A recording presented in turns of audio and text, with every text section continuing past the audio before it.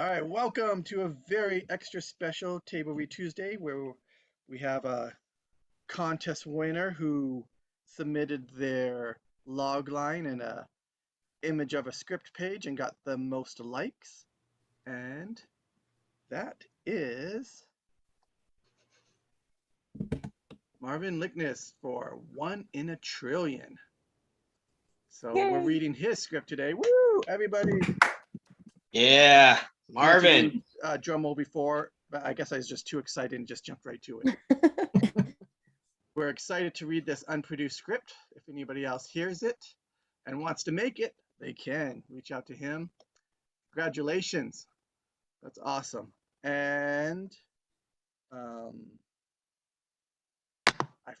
oh yeah, so now anybody that sees this thing, they don't have to read the script, isolate their attention on it. They can play this while they're driving. They can play this while they're at the gym. They can do something else while they listen to the script, so more people can have access to it. And now we'll see the difference between, I guess, produced ones we've been reading and unproduced. Maybe there's no difference, but we'll see. And anyone else have anything else to say before we get started? No? All right, then we'll introduce everybody that we have today, and then we'll get started. In my left corner on my page is Clint. Hey, how's it going, everybody? Good to be back. Congratulations to Marvin. This looks like it's going to be a treat for all of us. So thank you for your submission, man. And yeah, apparently the project that I just DP'd for is now a finalist at the Migrant Film Festival. So we're super excited about that. We got the news today, which is awesome. And this has just been an amazing experience again. So thank you. And I'll pass it to that way. Don. Oh, that's me. Hi, everybody. Here again. Love doing this. Congrats, Marvin. It's an accomplishment to just write a screenplay. So that's great. I'm glad we can read it for you today. Mm-hmm. Absolutely. Vicki. Hi, I'm Vicki Dykes. And yes, I'm really excited about this script. I didn't get all the way through it, but what I did read, it looks really good. I really hope this is made into a movie. Awesome. Angelina. Hello, I'm Angelina. I'm going to be reading Becky and Prime Minister. And congratulations, Marvin. Woo! We're proud of you. Heather Cameron. Hi, my name is Heather Lee Cameron, and I'm grateful to Marvin for his contribution. I'm excited to read this, and if it's ever made into a movie, I'd love to be in it. I will be playing Newscaster, PA, Computer, and Sarah, That's another the beautiful Divergent. That's another good point. Anybody else that wants to make this film and loves these actors' performances, hire them for it. So, that's awesome. And next we have Petra. Hi, I'm Petra. I'm excited to be performing this today. It looks like a really cool script, and I'm just excited to be here. So I'll be playing Jennifer, so I'll be playing Sarah's mom, and looking forward to reading through the script. And if this ever gets made, I would love to, at the very least, go see it. If I can actually be in it, that'd be even better. Absolutely. And as the audience has seen there, Petra's doing a little bit of sign language, and we noticed in this script, there are a couple of deaf characters. We unfortunately don't speak fluent sign language, so we won't be able to express that, but at least they'll have the script pages that they can follow along with as well. And next we have Toni. Hello. Thank you for including me in on this awesome table read. I keep on getting this thing that says my internet connection is unstable. I am not at my normal location today, so if you hear me fade out, I really apologize. And I'm doing actions descriptions for the first part, but if I do fade out, awesome Don Lampasone is going to be for me. So and I got the other roles, I got other roles, so hopefully my co-actors can pick up for us. So thanks so much, and congratulations, Marvin. This is awesome. Thank you so much for submitting. And we heard right there was a little mechanical thing with the speaking right there. Then it got clear again at the end. So we might have to jump in and do that, like you said, mentioned. But all right, this is the great cast for this great script that we're all excited to read. So, here we go. Everyone follow along with us. And so, Toni, if your internet lets you share the screen, we're ready to see how Marvin put this all together. Can you all see the screen? Yes, we can. Awesome. Okay. Ready? We are ready. 1 in a Trillion, Canvadas, feature, written by Marvin Likeness. marvin.likeness@gmail.com. Phone number. 1 in 1,000, Canvadas, feature presentation. Special note. Anywhere there are brackets, that is signing in the film, SimCom voice while signing, is also used as much as possible. Even though content in the brackets are in English grammar, the grammar when changed to grammar science exterior Jupiter space. In a trillion, large in space, and a Jupiter is visible in the background. Here, I'll start. Exter Jupiter space. Large letters on the screen. 1 in a trillion. Large cargo ship a large cargo ship in space. Planet Jupiter is visible in the background. Raider ships attack the ship and its escort. Far into the future, humans have colonized every possible area of Earth's solar system. The governing party is a purist government that has been in power for 300 years. Earth and its solar system are almost out of unique resources. Fighting escalates as different factions fight for control of what is left. Exterior Earth arc space.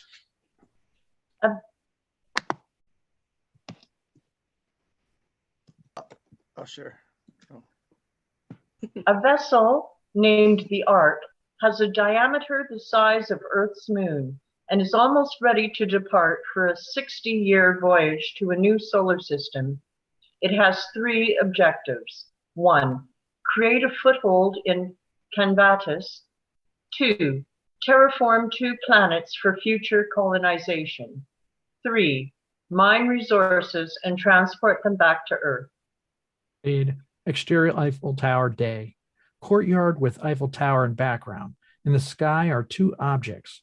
One is the moon, the other the Ark. Komal, 20s, Jennifer, 20s, pushing a buggies with Sarah, 3, and Brenda, 3. The group stop and look at the view. Oh, the moon and the Ark in one place.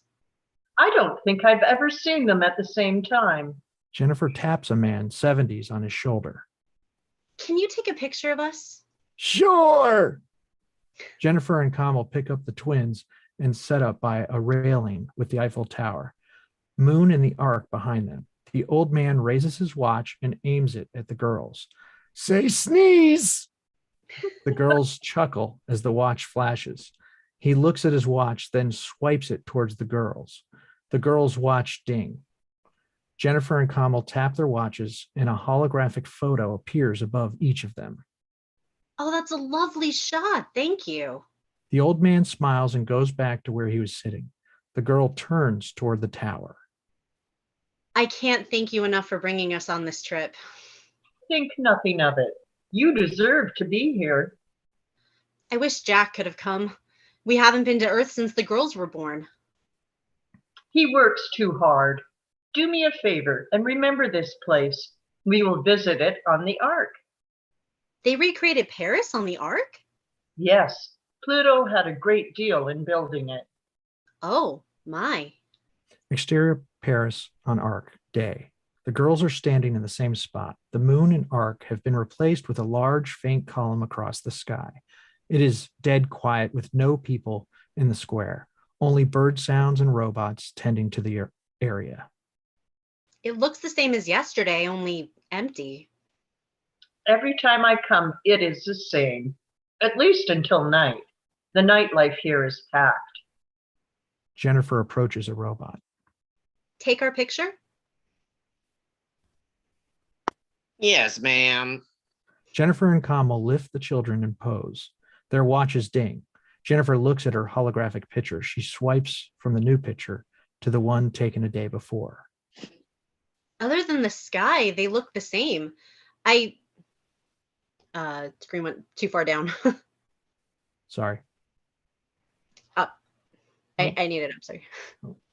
I'm reading along on your copy, I'm sorry. Sorry. Okay. Other than the sky, they look the same. I can't believe the city is going to stay empty for decades. Well, that's not entirely true. What do you mean? Komal looks as if he has something she shouldn't have. Kamal's watch dings. She looks at her watch. We have to go. This ceremony is going to start. The girls rush from the scene. Fade. Interior passenger compartment night. Full first class passenger compartment. Dimly lit. Most seem to be sleeping on or watching a movie. Jennifer and Komal are seated with Sarah and Brenda on their lap. I'm so glad we're heading back to Pluto. Earth is nice, but it's just not home. I am looking forward to sleeping in my own bed. They went all out for Pluto's contribution. I felt like a queen the whole time. Well, you were the star. President of the Pluto Trade Union and all. Sarah and Brenda had the time of their lives. Think nothing of it. You helped out the project immensely. I don't think we could have finished on time without you. Red lights start to flash and seatbelts signs light up. The women place the children into their protective seats and buckle them up. Stow your belongings and fasten your harnesses. Raiders have been spotted. That's strange. I thought they only attacked full ships headed for Earth. Seems like they're hitting anything these days. At least we have an escort time. Lighting in the room goes to a red glow, flashes from the windows. The children wake up. Jennifer and Komal reach over and hold the toddler's hands. This is not right. Not right at all. We'll be fine. More flashes. The ship shakes. Everything goes dark. Fade. Exterior cargo ship space. Ships battle in space. A large ship receives a direct hit to the engines and the thrusters flame out. Fade. Exterior passengers compartment night. Red lights illuminate and flashes of yellow arrows everywhere. Abandon ship! Abandon ship! Hull breach imminent! Leave all belongings and make your way to the escape pods immediately!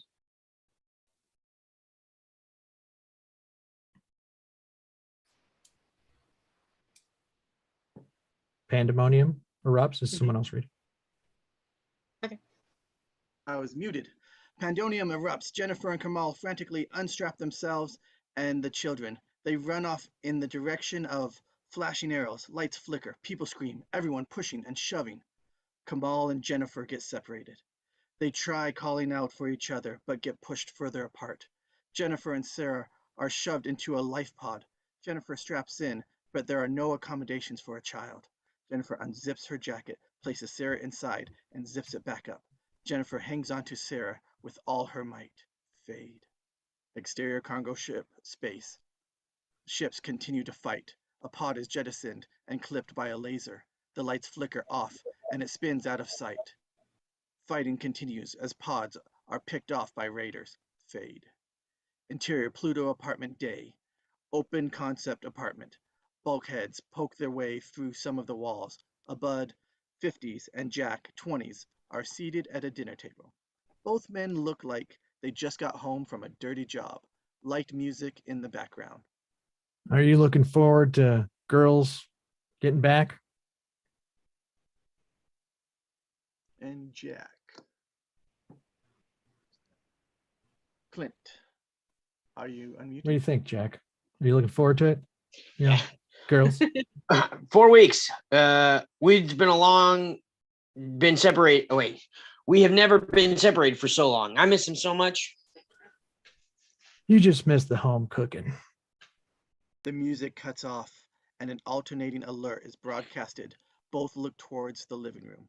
Another military action near Jupiter today. A transport ship has been attacked. The central government says the incident will be dealt with swiftly. The newscast tapers off.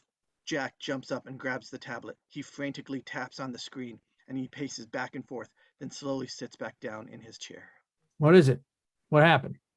Jack sits down slowly. It's the girls. That's their ship. There's been a hull breach. Oh, God. Fade. Interior military bridge day. Captain 50 shouts at an officer, 30s. Any signs of life? Any at all? We are looking, sir. There is so much debris, it is hard to tell. It would be amazing if anyone survived. Sir, I have something, sir. Heat signatures, but very faint. They're here. Life pods, 3 kilometers off the port bow.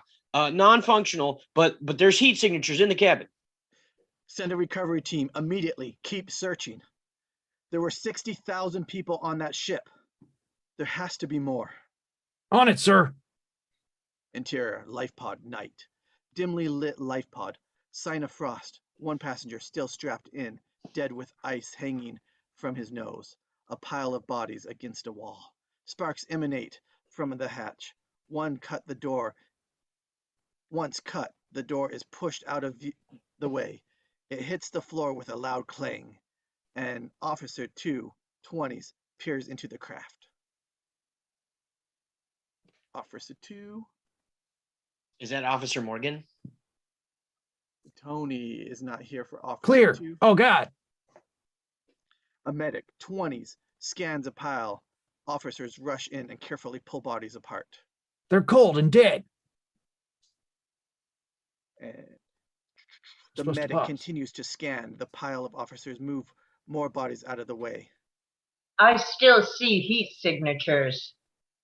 More bodies removed, revealing Jennifer and Sarah. I have one alive. And another. Fade. Interior Pluto Hospital day. Crowded hospital waiting room. Large group waiting. News reports of attack on a waiting room monitor. Nurse 25 enters. The nurse looks down at the tablet. Mr. Jacobowitz, I'm looking for Jack Jacobowitz. Jack raises his arm and runs to the doctor, followed closely by Abbud. Hey, I'm Jack. Are they okay? Can I see them? Come with me. I will take you to them. What about Komal? Komal Jacobitz. Is she okay? I'll come too. Sorry, sir. I don't know about Komal, but I will ask, one at a time for now. Stay here. I'll return with some news as soon as I can. Time passes. Time passes. Do you want me to take over? Go for it. Yes. Yeah, thank you. Time passes on a clock on the wall beside the screen showing the news reports of the attack. Jack wheels Jennifer into the waiting room. She looks very beaten up with an IV strung to her arm. Abbud rushes over. Are you okay? You look like hell. Gee, thanks, Dad. A little beaten up and frostbitten, but I'm okay. The others? What about Komal and the girls? Komal and the kids are in recovery, heavily sedated at the moment. It looks like Sarah's in the worst shape. They tell us she'll pull through, though. Oh, sorry. That's Jack, not Jennifer. Well, they found us. And When they found us, we were unconscious. Sorry, that's me. When they found us, we were unconscious. Sarah also had frostbite and other issues. Issues? What issues? She can't hear anything. Doctor said it's temporary, but they're very frightened. Abbud kneels down and hugs his daughter. Jack puts his hands on Jennifer's shoulder. Others in the room place their hands on the family. Some start to pray. The news increases in volume. Raiders of the overwhelming flight escort then went straight down for the container ship. No records of civilian life. The manifest listed 58,265 souls on board. Less than 1,000 were able to jettison before the hull was breached. The central government has halted all but essential transport immediately until the raiders can be caught and dealt with. The Ark is less than 2 years old. The central government has diverted most of the military forces to protect it at all costs. Interior Pluto hospital room, day. Jennifer looks a little better. Her swelling has gone down and her cuts start to heal. Sarah and Brenda are playing with some toys on a bed. The doctor, 45, enters the room. Why hasn't Sarah got her hearing back? You said it was temporary. It's been days.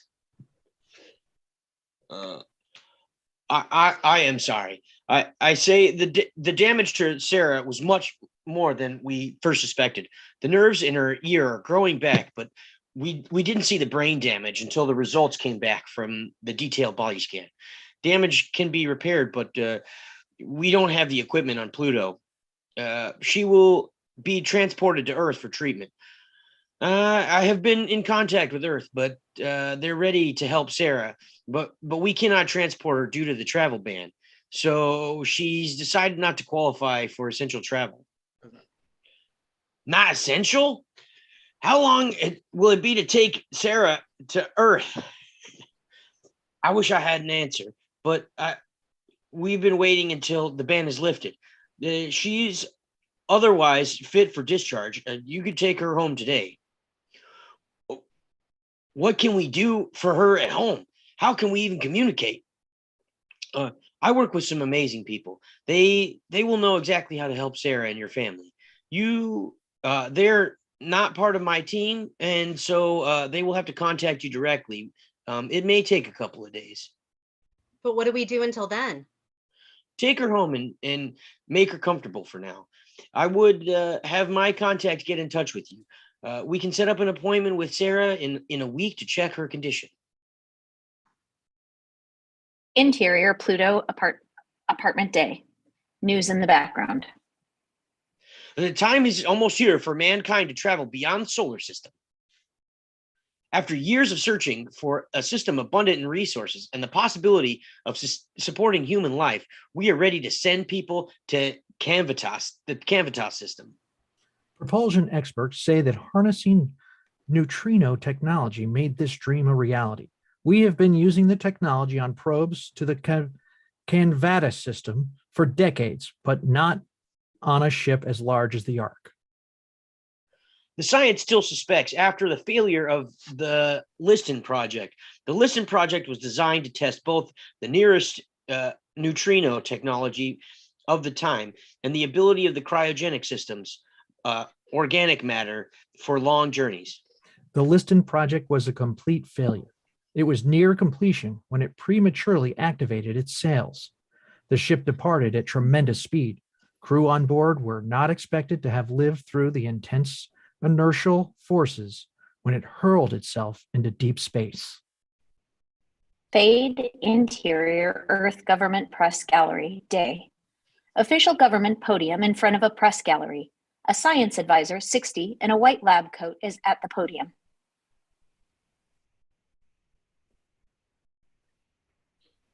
For a long time, we have been researching the Canvitas system. This system is much larger than ours. It has 23 planets.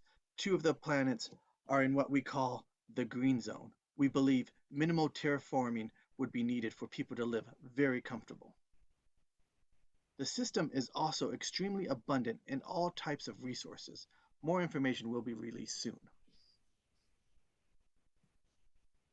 Hands go up in the gallery. Fade. Interior Earth News Desk, day. Headline, Human Expansion to a New World. On the wall behind the anchor's desk is a photo of the Ark, a long cylindrical shape with large purple sails. Newscaster 1, 45, and Newscaster 2, 35 are at the desk.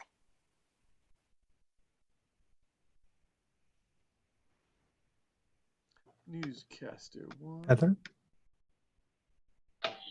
We all know the hard work it has been to get the Ark ready for launch this year.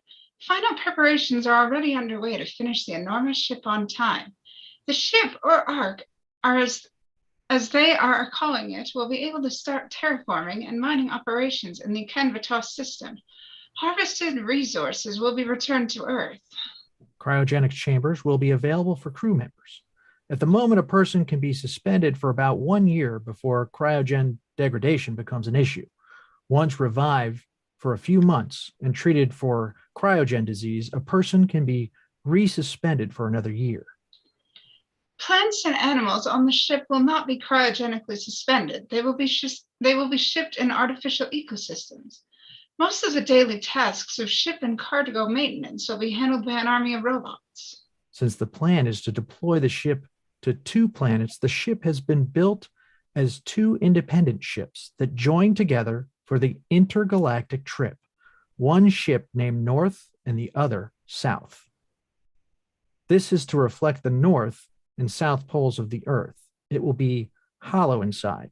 The outer walls will rotate around a large center column.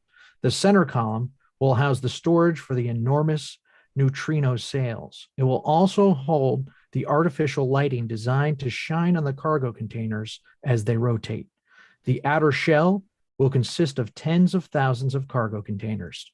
Each container can operate independently of each other for deployment in the new system. The containers will be the height of a mountain and as wide as a great lake. Most will be empty for the trip to Canvatas. After resources are harvested, they will be filled for the return trip. The entire outer ring of the ship will rotate under the light source in the center to simulate sunlight. Some rings will turn faster than others to simulate the different latitudes on Earth. The lights will have different intensities to simulate the differences. The different distances between the Earth's equator or poles and the Earth's tilt to the sun. On the outside, the ship will have 2 retractable sails. The sails, once extended, will be far wider than the arc. The side has 4 neutrino collectors that will harness energy from powering daily functions. Exterior Pluto Park night. A row of apartments on the edge of a courtyard. 3 hooded people in long dark brown robes approach an apartment door at the edge of a park. The smallest of 3 looks around and waves the other 2 to a bench nearby. The figure walks toward the front door and presses the doorbell. Cut to interior Pluto apartment day. Sarah and Brenda playing on the living room floor. Abbud sitting on the couch watching TV with Jack. Jennifer is walking toward them with coffee in hand. The doorbell rings. She places the coffee on the table. I'll get it. Jennifer opens the front door. Becky, 30s, short woman with a hood over her head. She pulls off her hood and reveals long, wavy blonde hair and blue eyes. Hi, my name is Becky. I was sent to talk to you. Can I come in? Sent? By who? Dr. Roger sent me. Oh, okay. I was told you have a deaf daughter. I'm here to help. Jack walks up behind Jennifer. Who is this? It's Becky. She was referred to us by Dr. Rogers. Please, can I come in and talk? Please, come in. Becky enters the home. She looks at the 2 girls, then at Abbud. Can I talk to you 2 privately first? What's all the cloak and dagger for? After I explain, I think you'll understand. Abbud looks up from his tablet. Is there a problem? No problem, Dad. This is Becky. She's going to help with Sarah. Can you take the kids to play in their room for a little bit? Sure. Come on, kids. Time to play some unicorns. Abbud picks up Brenda and seats her on his hip. Sarah sees this and lifts up her arms. He picks her up and places her on his other hip.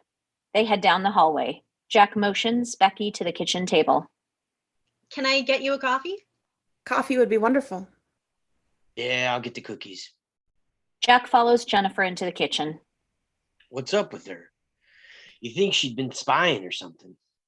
Let's hear her out. We need all the help we can get. Jack and Jennifer join Becky with cookies and coffee. So you can help Sarah? I know I can. Sorry for being so secretive, but some people prefer my visits to be low-key. I need to tell you some things that may surprise you, but believe me, it is for your own good. You cannot repeat this to anyone. Okay. I represent a group of people that do not want attention. About 300 years ago, there was a large resource war. The government used this as a cover for a eugenics war. Some fear it may happen again. Yes, many were rounded up. Eugenic wars have popped up throughout human history. Disabled persons have always been persecuted or shunned to some degree. Bible times, Hebrew laws of 1000 BC, Aristotle, ancient Greeks, Dark and Middle Ages, World War II, and Alexander Graham Bell, just to name a few. Yeah, but surely we've moved beyond that. Since the eugenics war of 3700 AD, many are still segregated and hidden from the general public. Families are separated. People are still modified against their will by the government. Since the war, all fetuses are still examined and fixed prior to birth. This is not an option. But who wouldn't want a perfectly healthy child? Well, that may be true for the 90% of children who would be born deaf to hearing parents, but some think that the government goes too far. During the war, some groups hid from the government influence in their lives when it comes to genetic manipulation. Some they see it as a violation of their beliefs. Some recognize there's a special advantage to being born as nature intended. I brought a tablet with some history on all kinds of people who needed help, but did not get it. I will leave it with you. Jack and Jennifer look at each other in confusion. Take your daughter, for example. The government demands you fix her hearing. For the most part, it is great. She knows hearing was raised hearing. If she can be cured without memory loss, that would be awesome. And that's what's going to happen? I've witnessed cases where the outcome is very different. You need to know what can happen. What the doctors won't tell you. For example, I represent a family that had a teenage boy who was late deafened due to an accident on Earth. The government stepped in and tried to fix his hearing. The parents were not warned that he may lose his memory in the procedure. He lost his memory? The operation only had a 10% success rate. It was a complete failure. He lost every memory he had since birth. He had to relearn everything from hearing to walking. He did not know his parents, friends, or even his own name. Jennifer and Jack hold hands and looking at Becky in utter horror. That is just a worst case. And I'm not saying that will happen to Sarah, but you need to know the truth. How is he now? He's a perfect young man who is deaf. He functions at a high intelligence, works hard, and is a contributing member of our community. How does he communicate? He uses multiple forms of communication. When dealing with hearing people, he reads lips, uses voice to text. There's feedback and I don't know where it's from. I think Petra's computer might have it. Oh. And his family and friends uses sign language. Sign language? His family and friends, yes. Sign language is a language that is based on body movements and facial expressions to convey communication.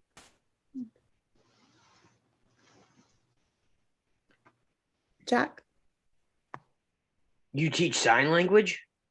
Not often. I only teach sign if I have to, but I'm happy to interpret for deaf and blind. We have teachers right here on Pluto that can teach Sarah. To teach Sarah, you and your family how to sign. Well, we won't need because Sarah will be cured as soon as we get her to Earth. When will that be? Tomorrow? Next week? A year from now? Well, Sarah needs language now. Language deprivation is no joke. The first years of a child's life can determine how they deal with their surroundings for the rest of their lives. She needs communication now. You also need a way to communicate with her. I mean, we definitely need something. How do we learn sign language? I will send teachers to your home every day. If people ask, tell them they are aides from the hospital to help you with Sarah. They will also help you look after Sarah. Oh, that'd be wonderful. And if you have any issues or need help with our contact information is on the tablet. Someone is available to help anytime. I cannot stress this enough. It has to be kept quiet. Only tell people vetted by our group. I will go now and return tomorrow as Sarah's teacher. Use the tablet and learn the history. There are also some lessons on the tablet. You can start helping Sarah today. Can we tell Abbud? I mean, he'll know what's going on. Yes, he's already been vetted by the group. Already been vetted? How? Why? Please don't take offense to this, but before I was allowed to talk with you, each member of your family had to be checked. The system's not perfect, but we have to be very careful. I don't like that at all. It's only a precaution. We have to do it for everyone's safety. You will see why as time passes. Words at the bottom of the screen. Months go by. Images of Sarah and her family being taught sign language. Interior Pluto apartment day. Becky, Jack, Jennifer, Komal, and Sarah sitting at the kitchen table. I want to take you to a special place. I think you're ready. Special place?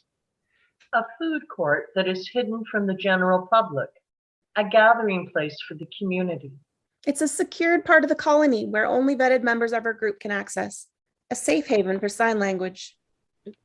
I've been there. It really is amazing. Jennifer turns to Sarah, 4. Would you like a field trip? Yes, Mama. Interior Earth News Desk day. Anchor desk. Video beside Newscaster shows rotating pictures of the Ark. The Ark is almost complete. Earth has been able to watch it grow from the size of Earth's moon. It has been outfitted with all the latest technology. Due to the Ark's size, it will take 6 years for the Ark to accelerate to maximum inertial speed. When maximum inertia is achieved, the sails will be retracted and stored until they are needed for deceleration, which will also take the last 6 years to slow down. At the moment, we can send probes to Canvatus in less than 5 years, but due to the size of the Ark and live cargo, that is not possible. The expected time for the Ark to arrive in Canvatus is approximately 30 years. A relay network of probes have been set up between Earth and Canvatus. Daily reports will be received through the relay system and broadcasted across our solar system with only a very minor delay. There will only be 8 people on the Ark at the time of the launch. A planned growth of people will continue throughout the trip. Embryos will be lab grown and assigned to passengers at predetermined times. It took centuries of planning, building, training, and developing robots for specific tasks. Also automating equipment, selecting animals, plants, and collecting a history of Earth's archives. Not everyone agrees with the central government about how many resources are being diverted to the Ark project. Conflicts are continuing to escalate over our resources. The launch crew will consist of an oceanographer, zoologist, inventor, master mechanic, and a botanist family with newborn twins. Fade. Interior Earth News Desk day. News desk. Earth starts the celebration of the Ark breaking Earth's gravity today. The Ark will make stops at Saturn, Jupiter, and finally Pluto to load containers destined for the Canvatas system. Celebrations are planned during all its stops over the next month. Fade. Interior Government Newsroom day. View of a podium with government logo in the background. A press gallery is noisy and busy as they take their seats. The minister's aide, 30, steps up to the podium. The crowd quiets down, people sit. The Prime Minister has a statement. Please hold all questions until after she is finished. There is a small pause. The aide looks over his shoulder, then dismounts the podium.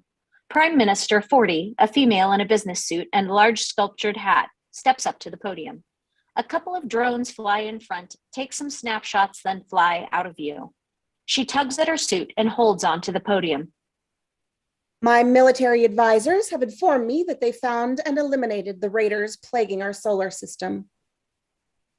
The crowd cheers, then quiets down. A raider base was discovered on Nereid. It is a moon in orbit around Neptune. Our forces were able to catch them by surprise. We suffered only minimal losses in the mission. We believe it was their only major base in the system. There may still be pockets of raiders, but we believe the major threat has been neutralized. Some commercial transport will return to normal operations after the Ark's departure. My advisors will answer your questions. Thank you for your patience. There is shouting and cheering from the press gallery. She dismounts the podium and an admiral mounts the podium. News crews jump up, raising their arms and shouting. Fade interior Pluto food court day. Bustling food court. Hundreds of tables. 3 large monitors above some stores with different channels showing. Sarah and Brenda are playing in a window well. They communicate using sign language. Jack, Jennifer, and Komal are sitting at a table in front of them. The girls communicate very well. Children do pick it up quick. I don't even know what they're saying half the time. You will get better. They watch the girls for a bit. Becky has an amazing opportunity she wants to share with you. What kind of opportunity?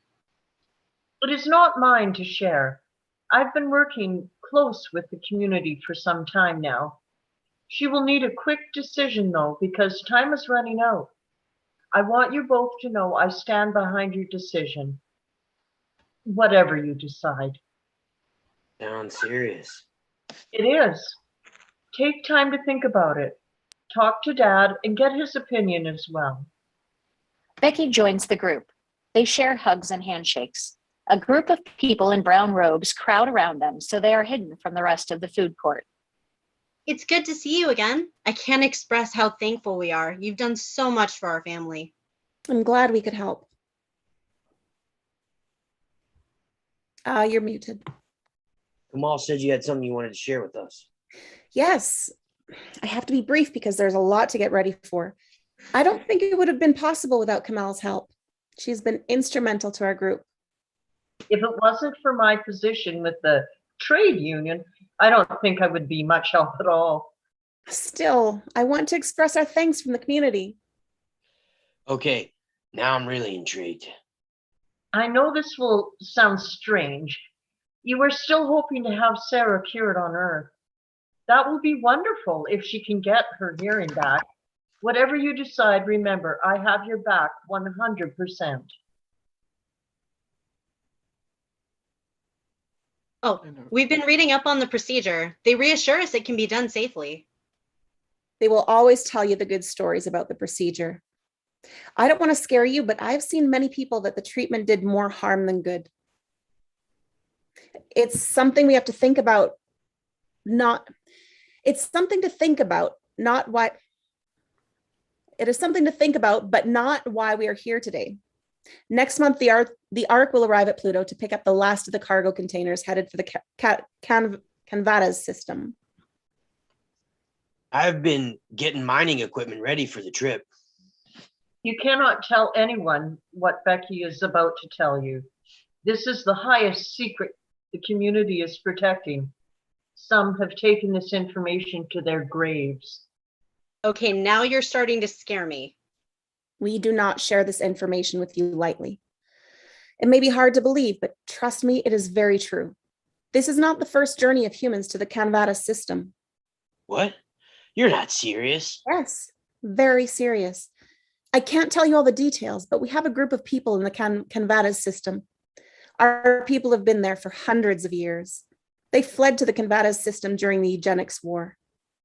Jack and Jennifer's jaws drop. They look at each other in confusion. I can vouch for Becky's people. I have spoken with people in the Canvadas system. My role with the Pluto Trade Union has given me the chance to help the community communicate with Canvadas. My predecessor was also involved and helped them many times. Jack and Jennifer hold hands as they look at Komal in amazement. What do you need from us? Is it dangerous? We're so thankful for what you've done for our family, but this scares me. It's not what you can do for us, but what the community can offer your family. We are sending more people to Canvadas with equipment and supplies. We have acquired many containers that will be loaded on the Ark. Are you going to stow away on the Ark? Well, not me personally, but yes. We have hundreds of thousands ready to take that voyage. That many? That's ridiculous. How? You have seen the size of the containers we're sending, each one the size of a city. They have been working on this since the Ark was just a thought. They can do this. They have to do this. Our people in the Canvadas are ready. They need the equipment we're sending. But surely they'll be detected. We've taken the steps to appear to the ship's crew as robots.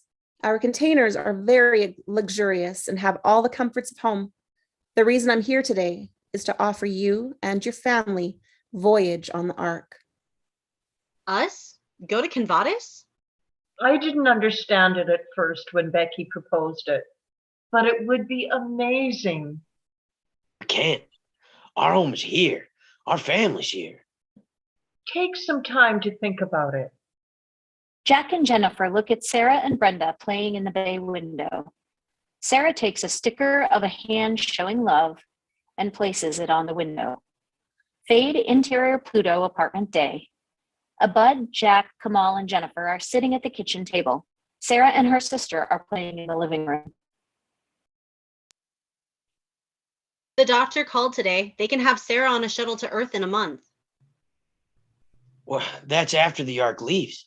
Becky needs our answer today. You should stay with family. We're here to help. Whatever you decide, I back you all the way. Jennifer and Becky will take Sarah to Earth, and we'll do the procedure. I agree. It's a wonderful offer to go on the Ark, but our place is here. Our home and family is here. Becky said she'll teach Sarah because most of the teachers are going on the Ark. It is for the best. They look at Sarah. Fade exterior Pluto Arc space. Arc at Pluto. Large purple sails start to light up. The camera closes in on a large window. You can see that the windows are lined up with people waving. Sarah and her family are in the window waving. A reflection arc is in the window. Sarah is looking at the arc in astonishment. She holds up one hand, love. The arc's reflection moves across the window. Sarah follows the arc as she watches the arc leave. The camera pans back out and around the buildings, so the arc is in the background. The arc slowly moves away as different sections of the purple sails light up like a flame. The more that lights up, the faster it flies away until there is just a streak of purple. Fade out. Interior Earth's doctor's office day. Jennifer, Sarah, and Becky are in an exam room. Sarah is looking out the window while the girls talk. I hate being here. I always have a bad feeling when on Earth. I'm happy for you. I'm happy to be here for you and Sarah, though. We couldn't do this without you. Sarah turns to Becky. After the hospital, we are going to the galactic playground. I am going on all the rides. Yes. After the hospital, we'll go.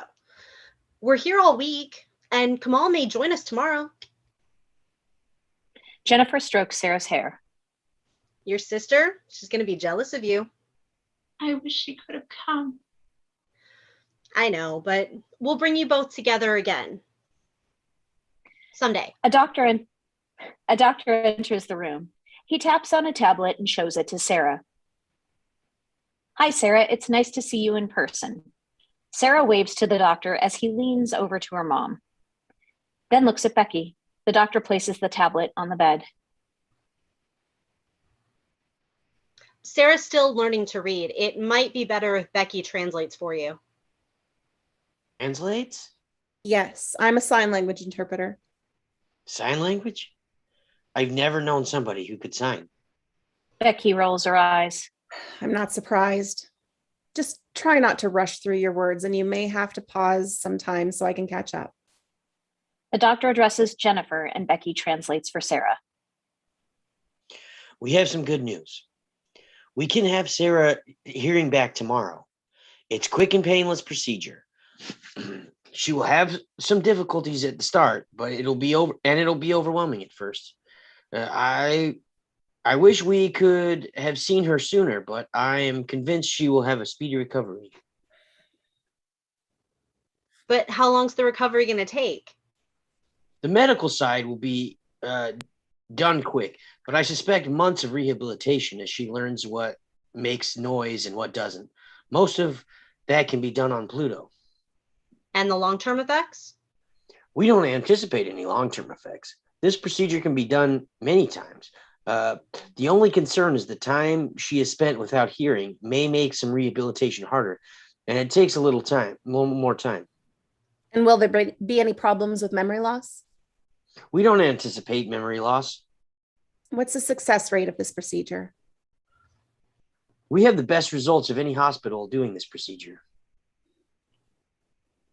Hold on for a moment, Doctor. I'd like to talk to you without Sarah for a few minutes. Becky, can you take Sarah outside? Come, Sarah, let's play outside. Becky escorts Sarah from the room.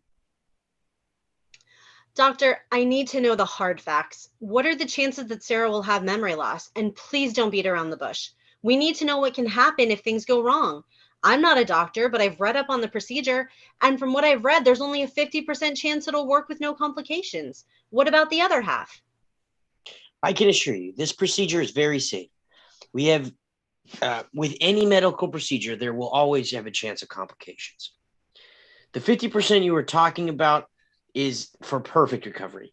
There's sometimes minor issues like memory loss, but in those cases, rehabilitation will take care of that. So there's no risk of her losing all of her memories? As I said, it's very rare complication. Complication? I assure you, it will be fine. How many of your patients have this complication? I want to see the stats. The doctor holds up his index finger, looks down at the tablet, taps it a few times and hands it to Jennifer. She looks at the tablet and swipes it a few times. 40%? Sarah has a 40% chance of losing all of her memories. Unfortunately, yes. But I don't see that happening in Sarah's case. Look, if you don't want the procedure, she will be deaf for life. Do you want that? I don't want her to lose everything she's become either. I understand you're upset and frustrated. Take time to think about it. Why don't you give it a week? You will see it's for the best thing for Sarah. We're ready to do the procedure, but a week's delay won't matter. Take the tablet. Read the success stories. You'll leave. I will leave the room for a bit. The doctor leaves the room. Tears fill Jennifer's eyes as she places the tablet on the bed. After a few moments, Becky pokes her head into the room. Thought I should check on you. Just want to get out of here. Jennifer chokes back her tears. Sarah slips in under Becky's arms into the room. Mama, what's wrong, Mama? Jennifer Don't wipes worry. away her tears and composes herself. Don't worry. Mom's just happy for you. Fade, exterior Earth Galactic Playground Day. Biggest amusement park on Earth. Sarah, Jennifer, and Becky are standing in line for a ride. Sarah is in front of being entertained by a character in a costume, looking amazed and excited, a huge cotton candy in her hand. What did the doctor say when we were out of the room? I know you were very upset. I could hear you from outside. The doctor said he was only expecting a 50% chance of full recovery. There'll be extensive rehabilitation as Sarah will have to relearn what sound is again. That doesn't sound too horrible. We knew it was going to be hard for her. Did the doctor say anything about the other 50%? I had to fight just to find that out. He wouldn't even tell me. He showed me the stats on his tablet. Did he tell you about possible memory loss? That's what got me so upset. There's a 40% chance she would lose all of her memory. 40%? I was afraid for Sarah knowing that there was a chance, but 40%? I never thought the chances were still that dire. I don't know what to do. I'll be video chatting with Jack later today, but I don't know if I can explain it to him. How am I going to tell him? I'm already an emotional wreck. You're strong and you can do it, but let me help. It may be better if I tell him with you. You're such an amazing friend. Our entire community is behind you and we can help. You have our full support. Sarah is excited, looking at everything. She is lifting her arm up, taking pictures with her watch. She turns to Jennifer. You are right. Brenda is missing all the fun. I will try to record as much as I can for her. That's okay, sweetie. Just have fun. You can tell your sister all about it when we get home. This is your day. Fade, interior Earth Hotel Room Day. Typical hotel room. The galactic playground can be seen out the window. Jennifer and Becky are video chatting with Jack and Abbud. Hi, honey. I miss you. I miss you too. I wish you were here. How's your trip? What did the doctor say? Jennifer's eyes well up. Jennifer picks up a tissue and dabs her eyes. Something wrong?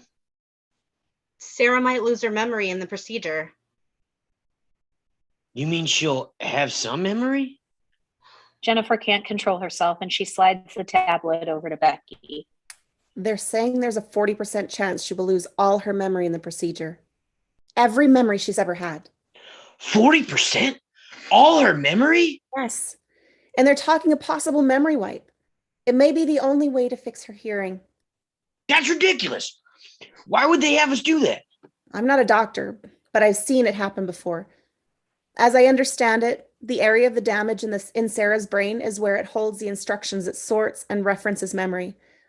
If damaged in the procedure, it will be like the brain cannot reference memories stored in the other parts of the brain. That's not good. If it goes bad, she will have to relearn everything. How to eat, walk, talk. She'll not remember anything or anyone. Everything she is will cease and start over. She won't be the Sarah we know anymore. How have I never heard of this? Becky had mentioned it, but and we'd done some research on it. But Becky introduced us to someone from the deaf and blind community that it happened to. We shouldn't do the procedure, Jack. I don't want to lose Sarah. She's happy now. Well, are they planning to do it? The doctor told us to come back in a week with a decision. I don't want it done. I want to go home. This is not good. Not good at all. If you decide not to do the procedure, the government will step in and force Sarah to have the procedure done. What? That's crazy. It's the law. If Jack and Jennifer refuse, they will be charged with neglect of a minor. And Sarah will still be forced to have the procedure. They might even take Sarah away. We can't lose our little girl. Look at what she's become. She's strong, independent, smart. We can't lose her, Jack. We can't. We need more than a week to think about this. We will decide what to do once we all have all the facts. Okay, honey. I love you. I love you too. We'll get through this. Kamal has some work to do on Earth. She has arranged for a private shuttle to take us there in a week. That's the earliest I can get there. Don't have the procedure done until we get there. Fade, Interior Earth Doctor's Office, day. Jennifer, Becky, and Sarah are in the exam room. The doctor enters. I have some sign language online. I hope it's the right dialect. I had an idea that there were so many sign languages. My colleagues have never met anyone who could sign either. A smile comes across Sarah's face. Becky is translating. Have you and Jack made a decision on the procedure? Not yet. Jack will be here tomorrow and we can discuss it more. We might go back to Pluto and get a second opinion from our family doctor. That's too bad. We were ready to do the procedure today. But it's a big decision. We just need a little more time. Okay, wait here. I'll have to get something before you leave. The doctor leaves the room. A couple of moments later, he returns with 2 orderlies and Officer Morgan, 35. Sarah is sitting in Jennifer's lap. Jennifer wraps her arms around Sarah. Sarah looks at her mom.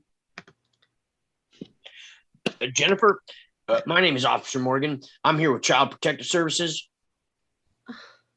I'm here to ensure Sarah's rights are under the Protection of the Child Act. What are you talking about? Jennifer hugs Sarah a little closer. Okay. What are you talking about? What is happening, Mama? I'm scared. It's okay, Sarah. Everyone is here to help you. Becky turns to the officer and snaps at him. Jennifer's doing nothing wrong. She only wants the best for Sarah. Ma'am, the law is clear. Refusing medical assistance to a minor is very serious. I'm only here to protect Sarah. But all I want is what's best for her. We just need more time to understand what that is. You will get your chance. We understand this is a complicated case. I assure you, Sarah is very sick. In the meantime, Sarah will stay with you here at the hospital. You can't have her. She's fine with us. Sarah looks at Jennifer with fear in her eyes. I'm sorry, she can't go with you today. If everything checks out, you can see Sarah after her assignment tomorrow morning. Let Sarah stay for now. Trust me, she will be okay for the night. Becky taps Sarah's shoulder. Sarah turns to Becky. Sarah, don't worry. Let me talk to Sarah for a moment, okay? Jennifer lifts Sarah up off her lap and turns her around. It's okay. You're going to go with the doctor for now. And we're going to see you in the morning. And Daddy will be with us. I don't want to go with them, Mama. I want to stay with you. It's okay, sweetie. You're brave. It's only for the night. We'll see you in the morning. I love you. I love you too, Mama. Jennifer hugs Sarah and hands her off to the doctor. The doctor takes Sarah's hand and escorts her from the room. The two orderlies follow. Jennifer waits until they are gone and then breaks down crying. Becky hugs her shoulders. What happens now? I suggest you hire a lawyer to help inform you on the situation. There's a few forms here. We better go over. The officer pulls out a tablet and sits down. Jennifer and Becky look over at the tablet while the officer points to it. Fade Interior Earth Hotel room. Jennifer and Becky are sitting at a table. There's a knock at the door. Jennifer answers. It's Jack. Jennifer rushes in to hug Jack. Oh, it's so good to see you. I'm sorry it took so long to get here. I should have been here from the start. They kiss and hug again. Jack breaks the embrace and looks into Jennifer's tear-filled eyes seriously. We have to act fast. Pack your things, and we have to go now. Go where? The hearing isn't even for a few more hours. We have to go now. Komal has a diplomat shuttle ready for Sarah. Sarah's being picked up from the hospital as we speak. What is this all about, Jack? Our lawyer says Sarah will have the procedure right away. We have to say no in this matter. We can't. We'll lose her, Jack. I just know it. We won't let them. We have to leave Earth's orbit before the authorities find out. What are we doing? Jack hugs Jennifer and whispers into her ear. We're kidnapping our daughter. Jennifer's eyes widen. Fade Interior Earth Shuttle Day. Sarah is already in the shuttle unconscious in a status pod. A medical robot tending to her. Komal and Abbud are in the ship and the loading door is open. Jack, Jennifer, and Becky run in and throw their bags on the floor. A robot picks up the bags and stores them in the closet. Jennifer rushes to Sarah and places her hands on the glass as she peers in. The bay door closes behind them. What did they do to her? They're in. Prepare for launch. Is she okay?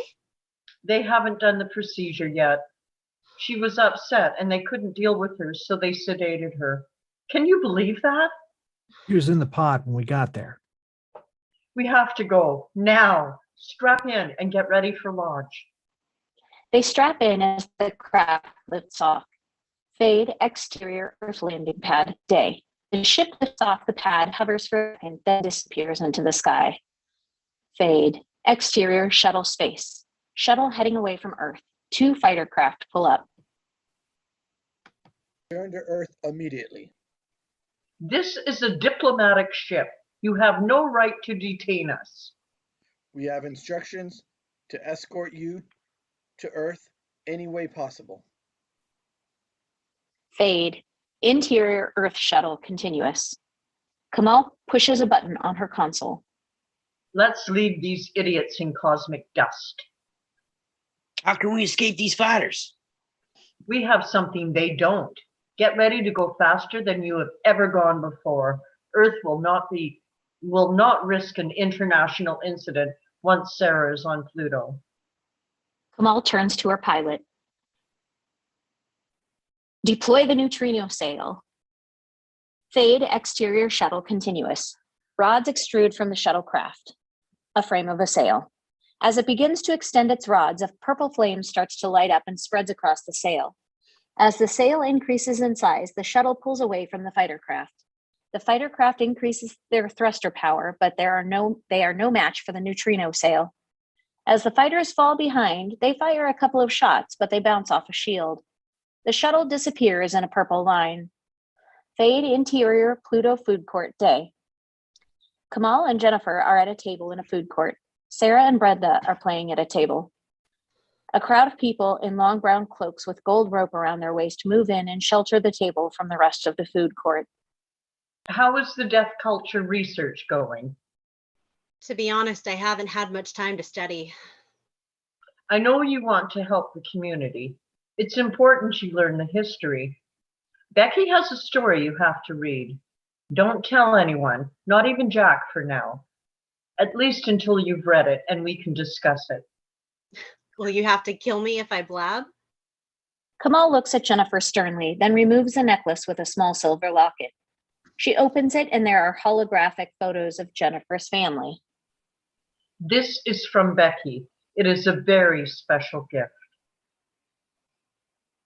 Komal closes the locket, then holds the locket up to her eye and presses a button in the center.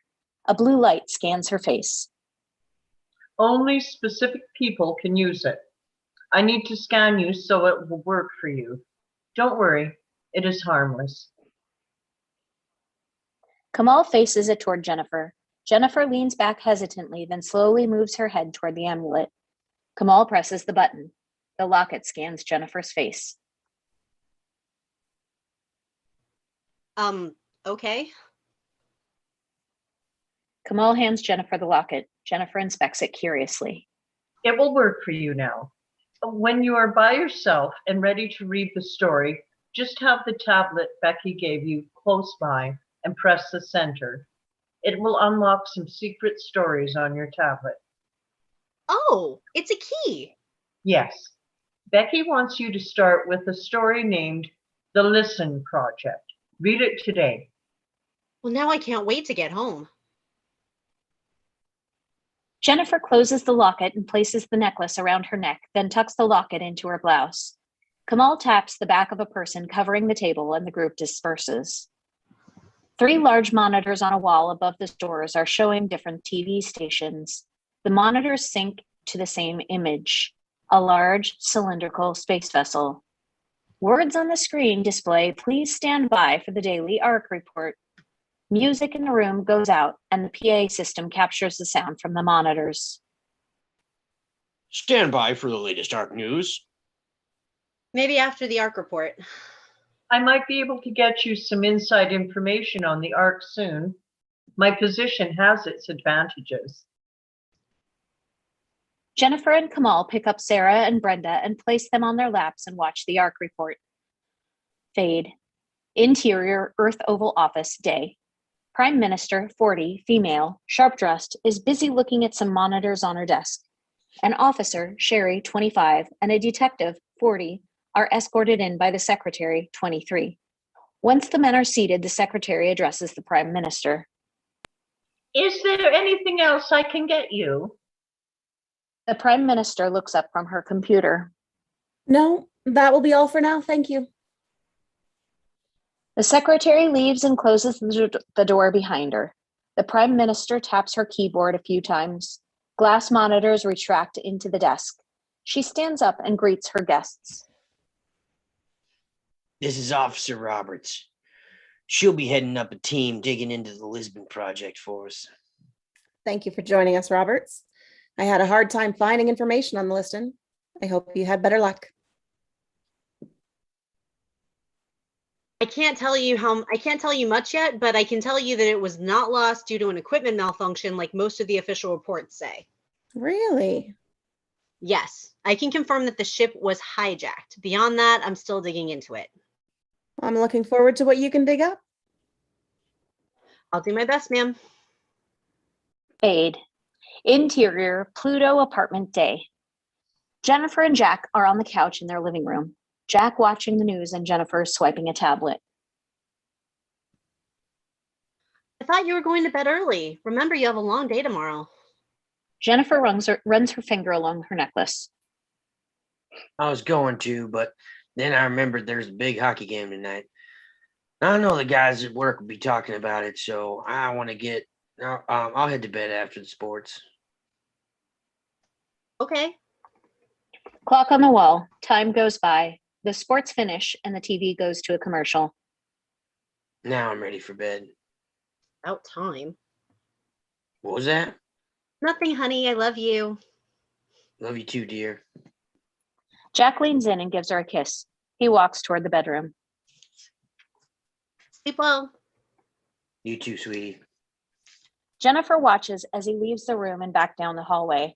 Once Jack is gone, she pulls out her necklace, holds the amulet up, and presses the center button. The light scans her face and new icons appear on the tablet. She taps the tablet. Fade. Interior Military Earth Office. Day. Words on the screen. Defense Department, year 3747. Matthews, 50, behind a very large desk.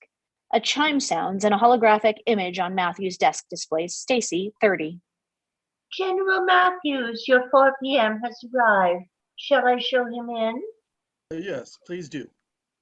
Stacy enters with Forbes, 35, high rank. Matthews stands up to greet him. They salute and shake hands. Anything else, General? No, that's fine. Why don't you knock off early? The office doesn't need you for the rest of the day. Thank you. Have a nice night, sir. Good night, Stacy.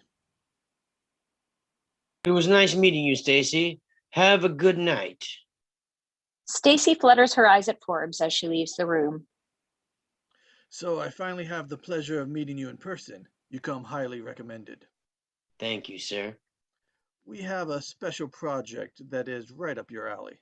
Yes, sir. The general walks over to a safe, opens a door and grabs a briefcase and places it in front of Forbes. For security reasons, even I cannot open this case. I will leave you the room so you can review the contents in private. If you need anything, press this button and on my desk and I will return. After you have looked it over, we will discuss what comes next. Yes, sir. I have been warned. It will take you a couple of hours to review all the information. Yes, sir. Matthews taps his watch and security doors close in front of some cabinets in the safe. He leaves the room. Forbes presses his thumb on a button of the case and it opens. There is a tablet inside with red print on the cover. Confidential. He stands the tablet on the desk. A light scans his body, then the tablet turns on. The display shows a little Liston project and starts to play. Cut to exterior tablet video continuous. A view of a large space vehicle. Titles pop up on the screen. The background photo rotates through different building plans. The fate of Earth's future may depend on this project. You will set up and run a secret base on the moon Eris. The sole function of this mission is to build a ship destined for a system approximately 6 light years from Earth. Should you require anything, your only outside contact for now will be General Matthews. He will arrange for anything you require. Our scientists have made breakthroughs in many areas, and this will help you with your mission. We have already selected personnel to help you. You will be meeting with them on Saturn in 3 days. All their information is on this tablet for you to review. Thank you for your service. The film ends and new icons appear. He taps one named Foothold. A film begins showing planets, moons, descriptions, etc. Fade. Interior Eris office day. Large office with a bay window behind a large desk. Words on the screen, decades later. Behind the window is a large warehouse with the frame of a ship. Forbes is at the desk. He looks considerably older. His hair is white and receding. His face has many age lines. He's incredibly thin. His suit jacket hangs on a hanger behind him. It has 5 stars on the collar. Kent, 35, escorted into the room. The secretary closes the door behind him. I'm glad to see you. You too, sir. I trust everything is arranged. Yes, the shipment will be arriving tomorrow. I need to talk to you about something. Anything, sir. Forbes stands up and looks out the bay window. He arches his stiff back with his hand. This project sure has been amazing. Forbes looks longingly out the window at the ship. I'm going to miss this place. Sir? Forbes turns and faces the Kent. I'm retiring from the service. It's with my recommendation that you take my place. You are going to run this outfit. Yes, sir. Really, sir? The paperwork is already done. You will have my chair by Monday. Our crew respects you. They will follow your orders. What about you, sir? What are you going to do? I don't know. Forbes turns back to the window. I don't know. His voice tapers off as he speaks. I don't know. Fishing, I guess. Thank you, sir. I won't let you down. Kent joins Forbes at the window. Fade interior Eris office day. Words on the screen. Decades later, the ship behind the glass is now complete. The bay doors above it are open to space. Blant, 50, looking out the window. Dixon, 25, enters the room.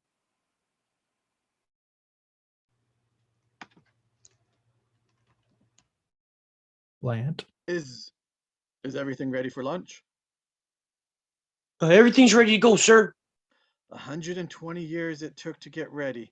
Imagine how amazing it will be. The first humans in another solar system. It's an honor to serve with you, sir. Interior Liston Bridge Day. Blant and Dixon on the bridge of the Liston, along with bridge crew at their posts.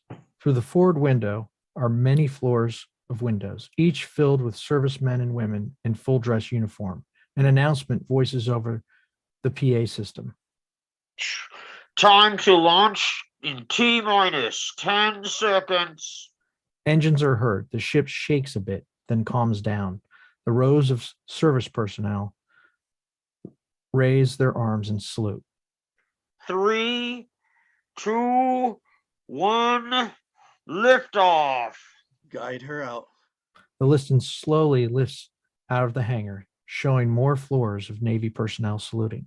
Cut to exterior spaceport space. Massive doors are open, showing the Liston rising from the bay. It slowly climbs out of its hangar and moves out into space. The ship joins a fleet of ships with Eris in the background.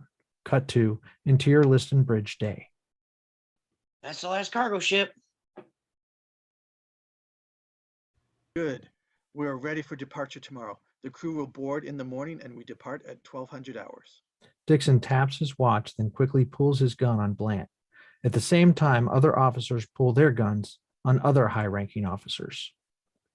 Not quite. The plan's changed, or the plan we had in mind, General.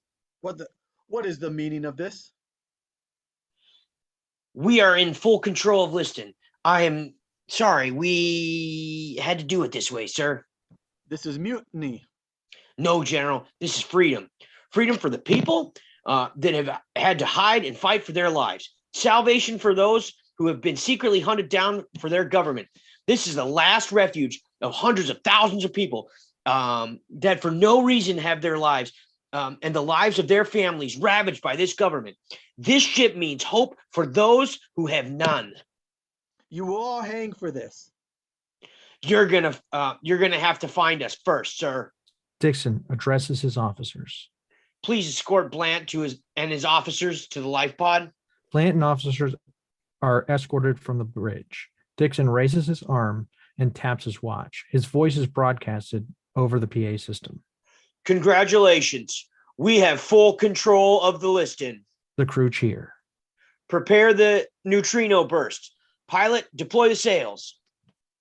Interior Spaceship Bridge Day. The Liston can be seen outside the windows from another spaceship. A large framework appears from the Liston, and the sail is illuminated like a flame. An escape pod is ejected from the Liston. Captain, 50, is consulting with some officers. Ensign, 20, turns to Captain. Captain, there is something happening with the Liston. Captain turns toward the window. What is that dang fool doing? Open communications to Liston immediately. They are not responding, sir. A life pod jettisoned from the Liston. Red alert. Target the Liston sail. Lights dim on the bridge and flashing red lights illuminate from the walls. Weapons are Get them offline. online, damn it. We can't fire. Trying, sir. Looks like sabotage. We can't fire for another 20 They'll seconds. be gone in 10. Open communications to the rest of the fleet. Someone must have a pea shooter we can take out those sails with. Cut to exterior Space Fleet space. The Liston's neutrino sail lights up like a flame as it pulls away. Some shots from the fleet graze off the Liston's shields as it disappears in a purple line. Fade, interior Pluto apartment night. Jennifer on the couch. Words on screen. Present day. Jennifer finishes watching the video. It disappears and goes back to the menu. That's nuts.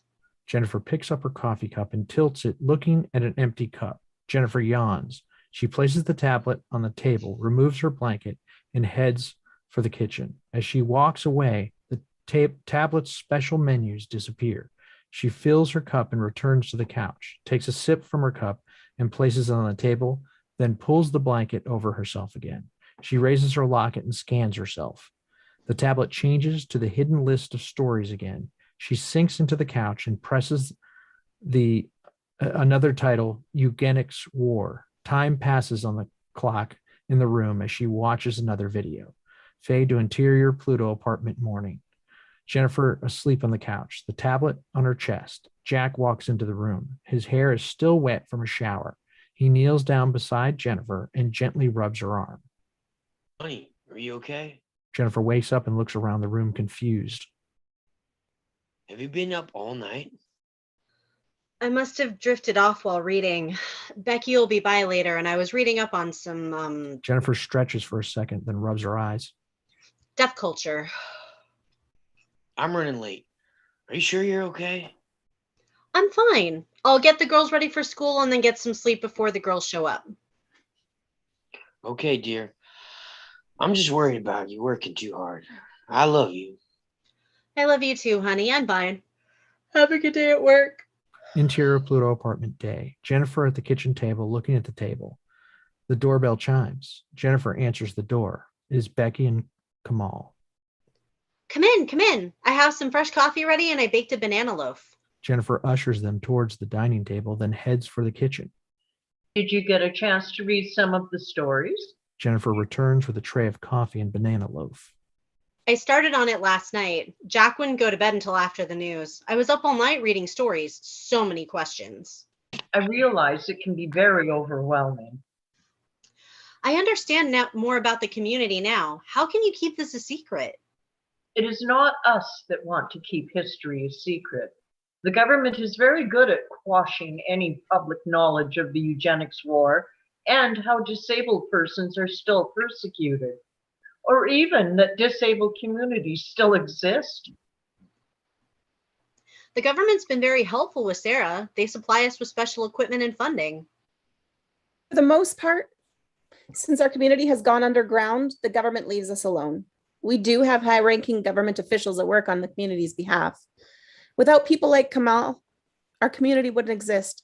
Pluto has been a safe haven for a large part of a community, but we also have smaller groups on other planets like Mars and Saturn. Since the Ark left, the community has definitely shrunk in numbers.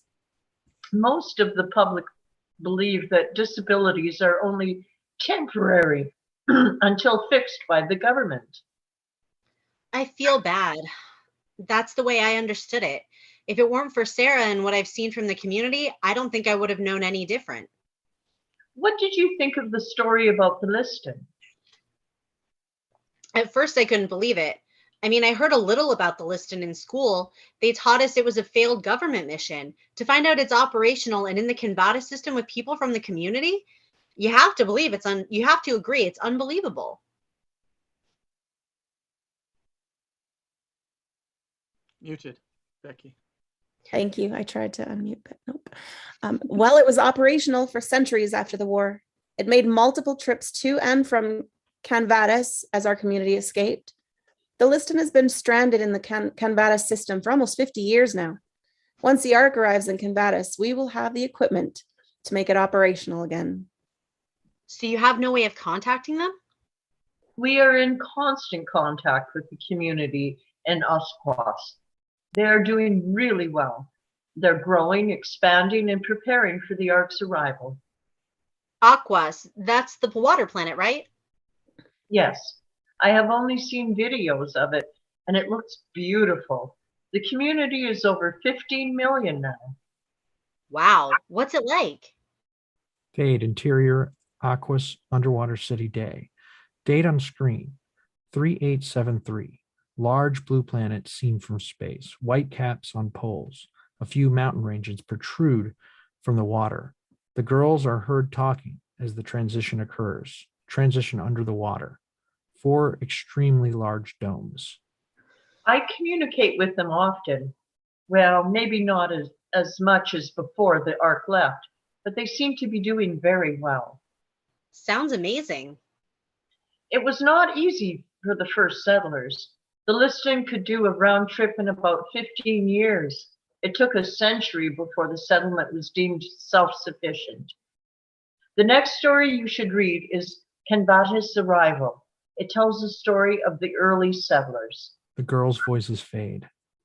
Exterior Aquas space. The Liston with its sails ablaze arrives.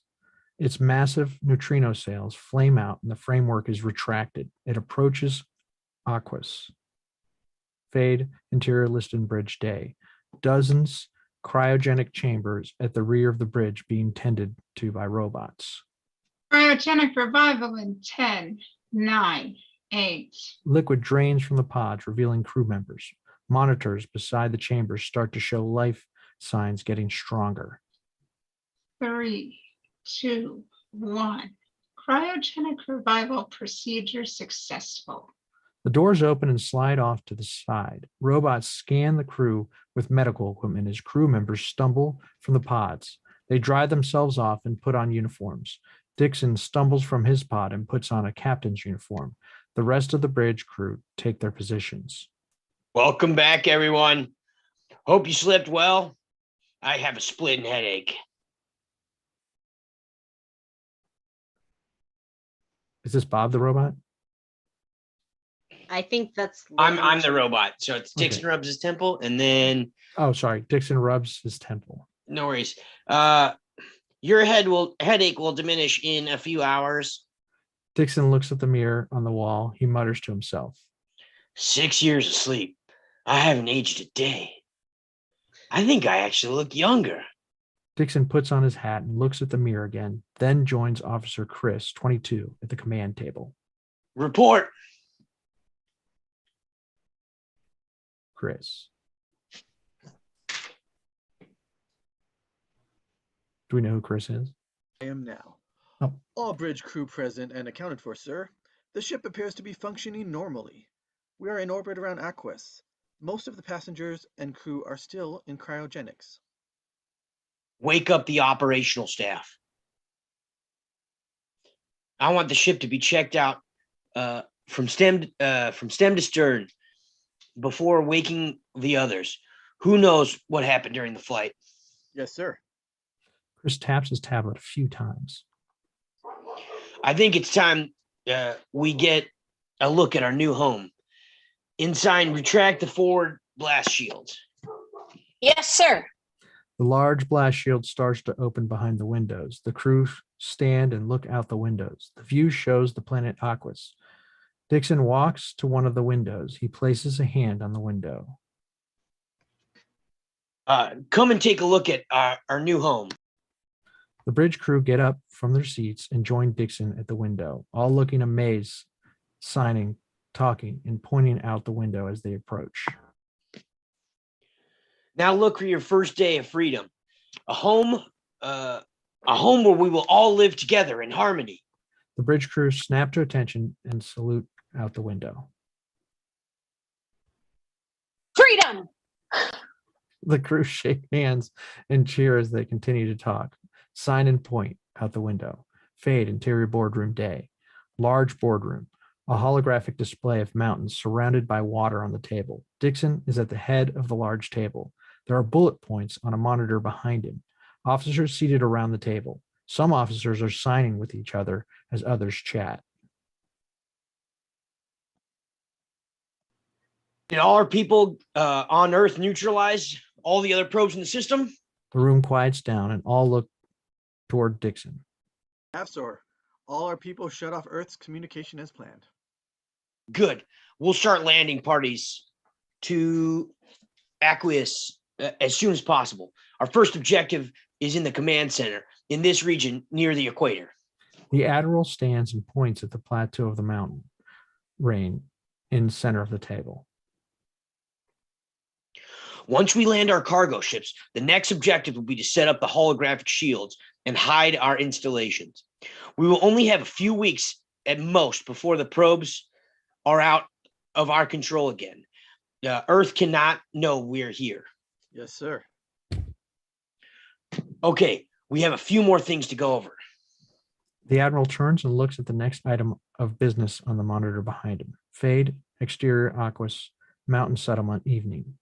Field camp being set up, a container is flown in and placed on the landing site. It unfolds into a large building like others already in place. As the ship lifts off, a light over the city starts to flicker and a view of the mountain obstructs the view of the city. The ship flies through, the holographic shielding appears and flies away. Fade, exterior Aqueous mountain settlement, day, European style neighborhood, new cobblestone line the roads, people mingling and signing with each other. Captain Dixon, first name Stephen, sits at the table with Chris. Construction is going on. Trees and plants are starting to grow. You believe this city was shipped in a box from another solar system? It is hard to believe, sir. A fully functioning city in less than a week, and another being built underwater. Chris, call me Stephen. We're out of uniform and just members of society here. Yes, sir. I mean, Stephen. It might take me a while to get used to that. We'll have plenty of time. Call me sir when we're in uniform. They laugh. The two sit at the table at a restaurant and start signing each other. Fade out. Exterior Liston Bridge day. Dixon is conversing with his officers at a command table. Stephen, sir, Captain, we have learned that one of the satellites near Gia is back under Earth's control. I may just be a matter of hours before we lose the rest. Is this the underwater city? Or is the underwater city ready? Can we lower the Liston into the ocean? As ready as we can be, sir. Let's get this rig out of sight, pilot. Oh, sorry. Pilot, get us to the underwater city. Aye, aye, sir. Fade, exterior Liston space. The Liston flies towards Aqueous. It slowly lands on the ocean surface, then submerges under the water. It parks in between three large flat rings and a large dome. Exterior Aqueous dome settlement day. A shuttle on the floor. Wet spots, hoses and cables strewn about. Construction everywhere. Dixon and others exit the shuttle. Watch your step, Admiral. We had some issues with the drainage as the dome went up. I'm fine. Just in awe of what the team could accomplish. We are almost done with construction materials we bought. Chris points to a large hangar. Our mining equipment is in that hangar.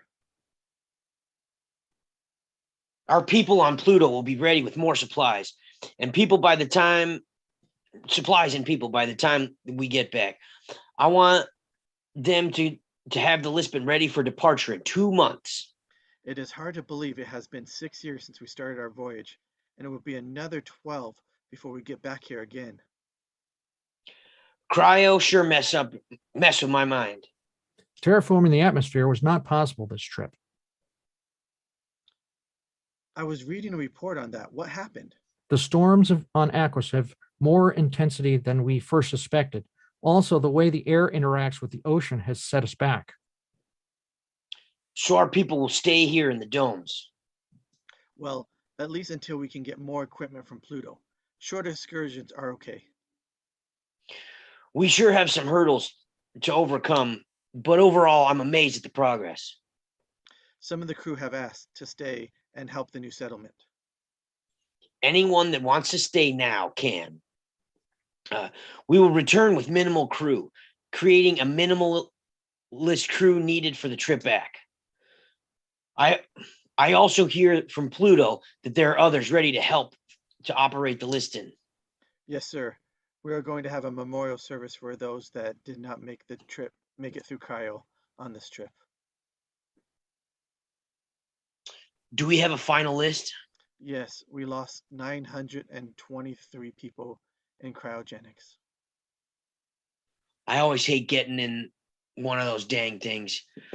I want every name read out at the ceremony. Aye, aye, sir. Fade, interior Pluto apartment day. Words on the screen. Present day. The girls continue to drink coffee and chat. Becky. I hope to see it someday. Once my work is done here and the listing is operational again, I plan to be on the next trip. You don't want to stay on Pluto? Pluto has been my life, my home, my entire life. But when the Ark left, most of my family went with it. My new home will be ready for me by the time I get there. I had no idea your family left. What kept you back? My work here is far from done. My husband and I decided to stay to help transition the next group.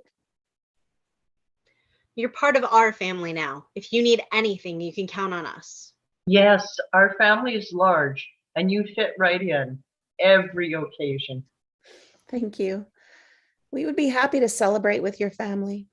Sarah appears from her room and yawns. The girls greet her with sign language. Jennifer picks her up and sets Sarah on her lap. Sarah leans into her mom. Poor Sarah is missing her friends. The food court is so empty now. Girls continue to chat. Fade, interior, Earth Oval office day.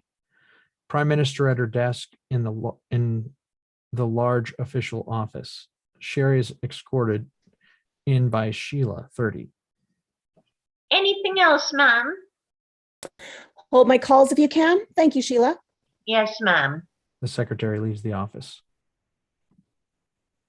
I heard you had news of the listing. I'm really interested to hear what you found.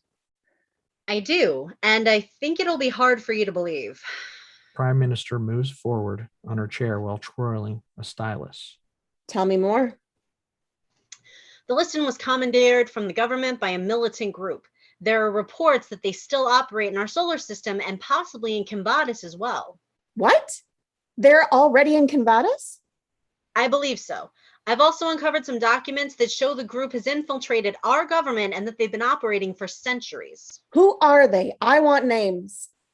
I have no specific details on them, just speculation so far.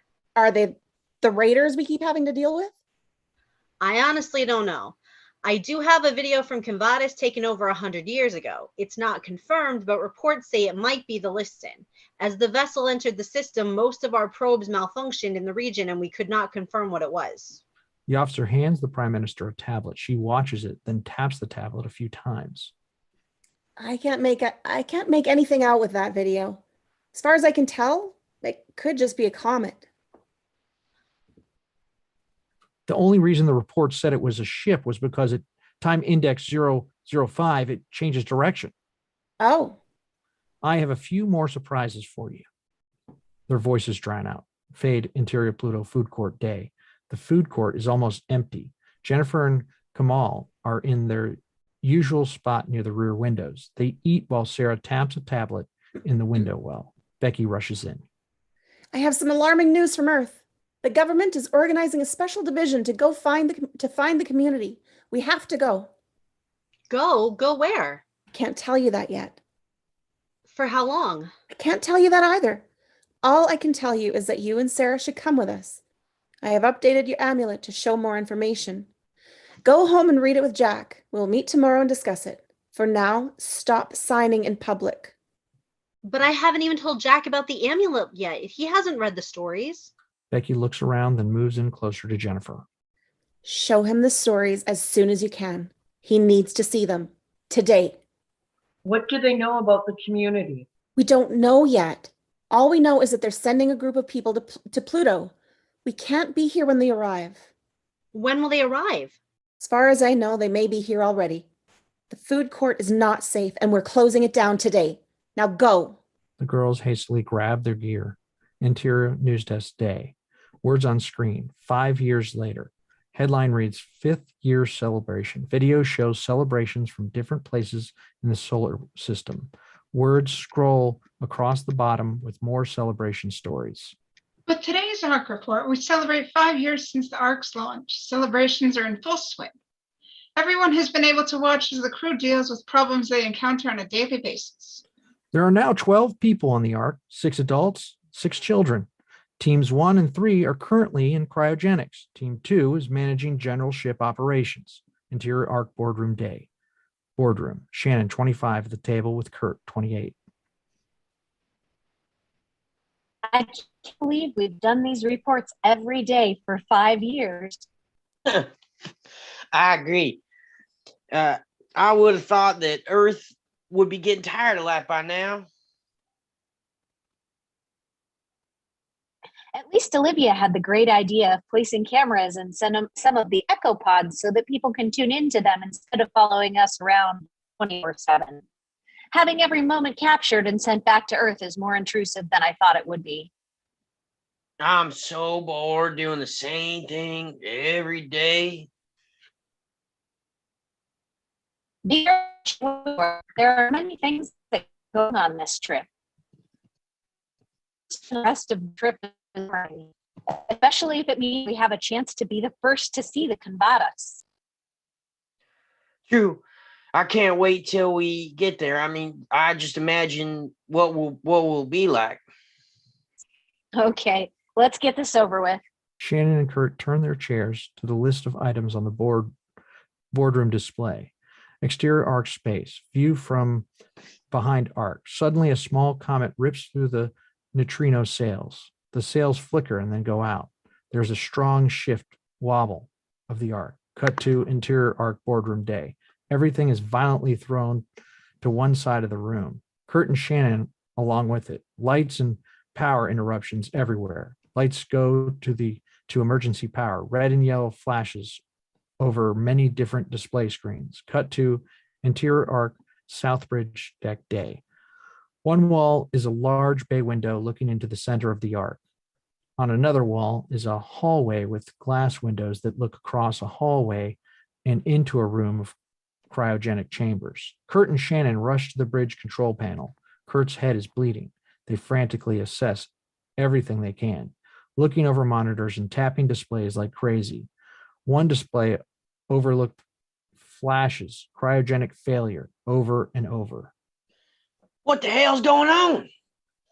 I don't know. I'm getting reports of damage from everywhere.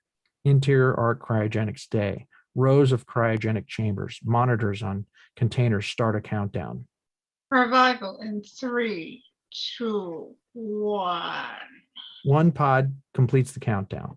A door lifts up and steam exits the unit. The door slides off to the side. Matt, 30, large, muscular man with ice on his body, stumbles out, landing on his hands and knees. He looks dizzy and holds one ear blinking with bloodshot eyes. He breathes in a deep couple of times, then looks up at a monitor with the name Lisa Clark, 6, on the display.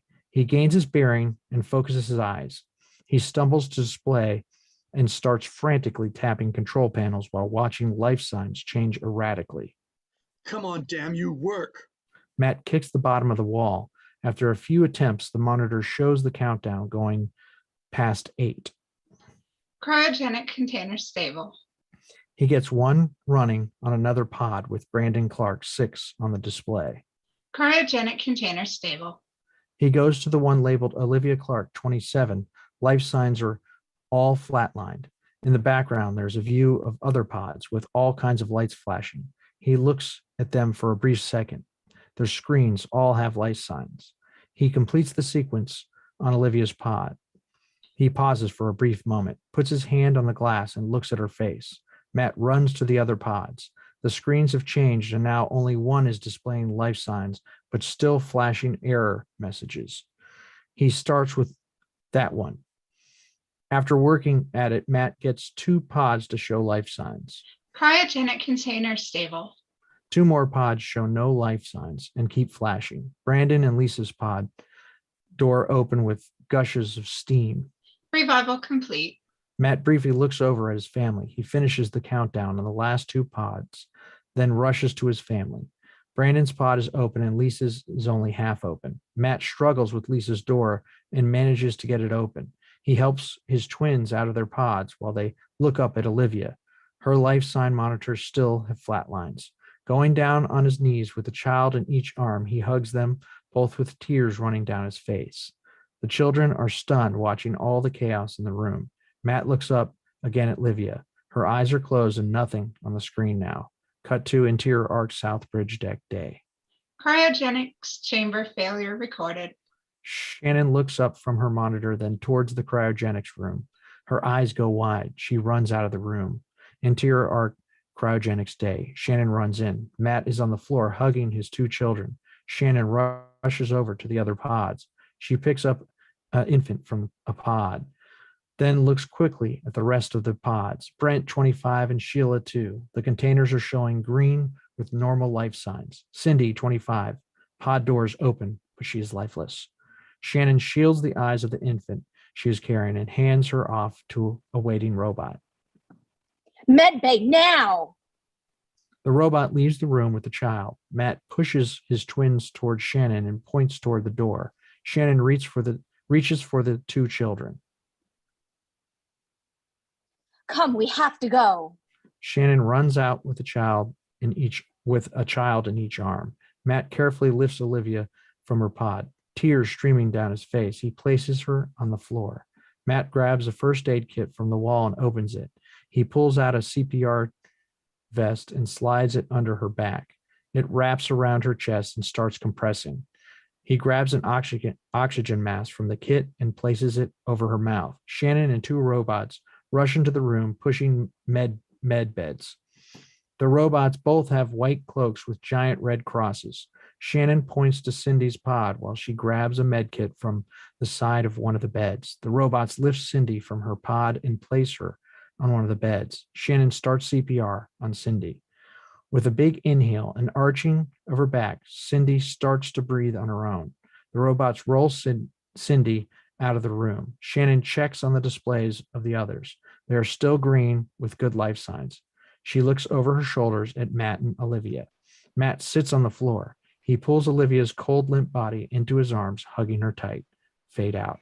Interior arc waiting room day. The waiting room has large windows that look into the med bay. Matt is in the waiting room looking into the med bay. Red and yellow lights flash on the walls. The med bay is well lit. One bed with a woman and 3 with children. They're all lying still. Robots in long white robes with red crosses tend to the patients. Shannon runs into the waiting room and starts pulling on Matt's arm. We need you! We need you now! Matt violently shakes off her hand. What the hell happened? Shannon looks at him with distress in her eyes. We don't know yet. Matt's face changes from anger to worry, and they both rush out of the room. Interior Pluto food court day.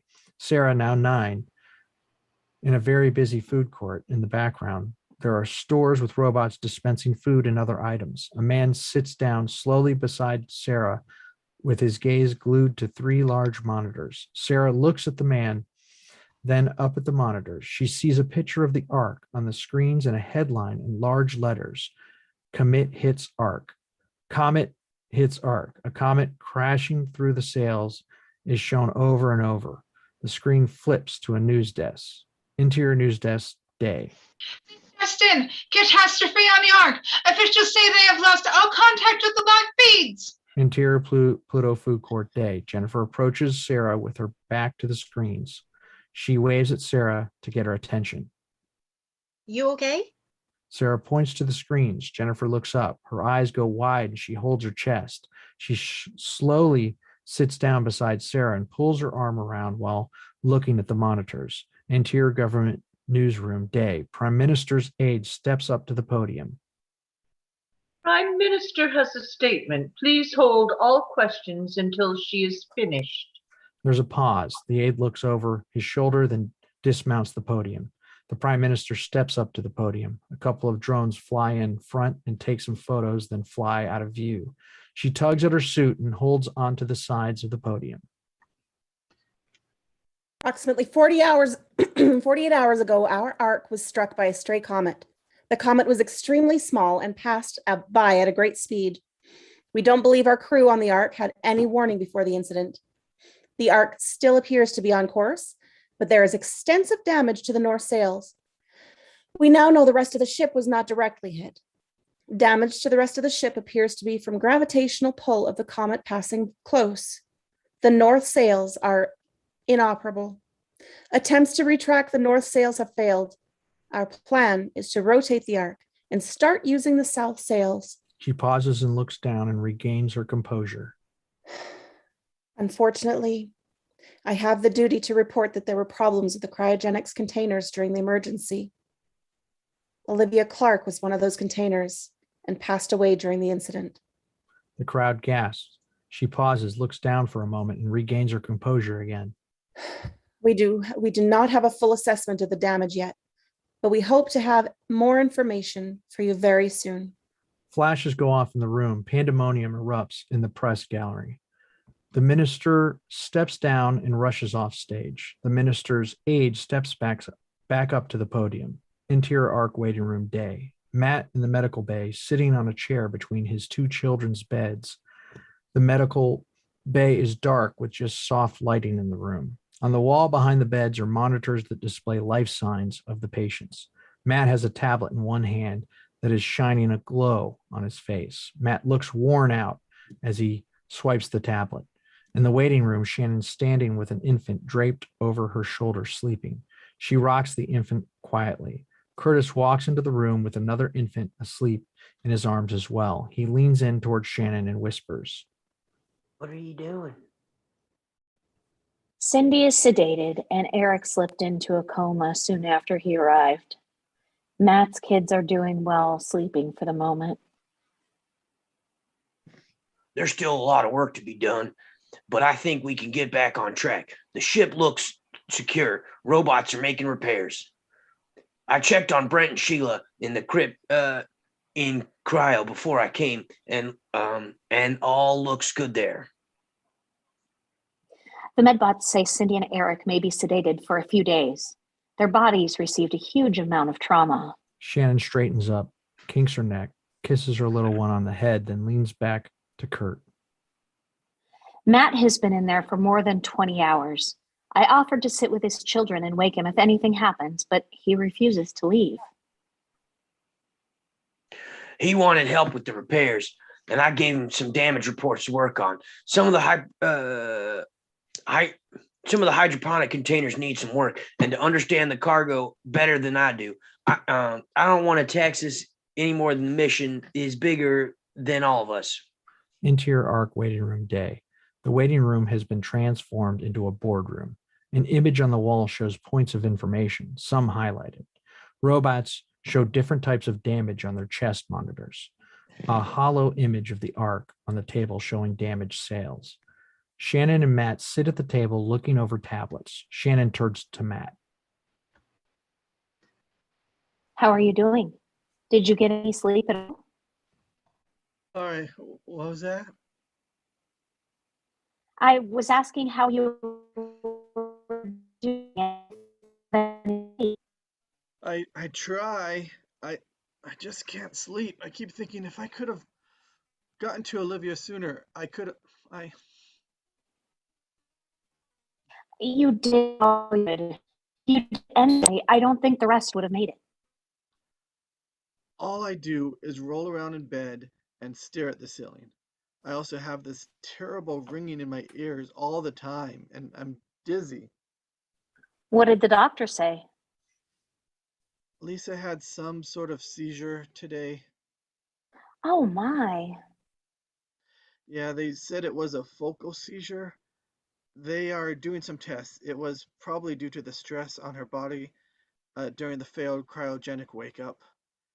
They want to monitor her for a while. Oh, I'm so sorry you have to go through this, Matt. Brandon is doing well, but I thought he could keep Lisa company while she's in there. They both need each other right now. I haven't told them about their mother yet. As far as they know, she is still in cryo. I can't even imagine what you're going through. If you need anything, let us know. Curtis comes in carrying a stack of tablets and sets them on the table. He looks at Matt.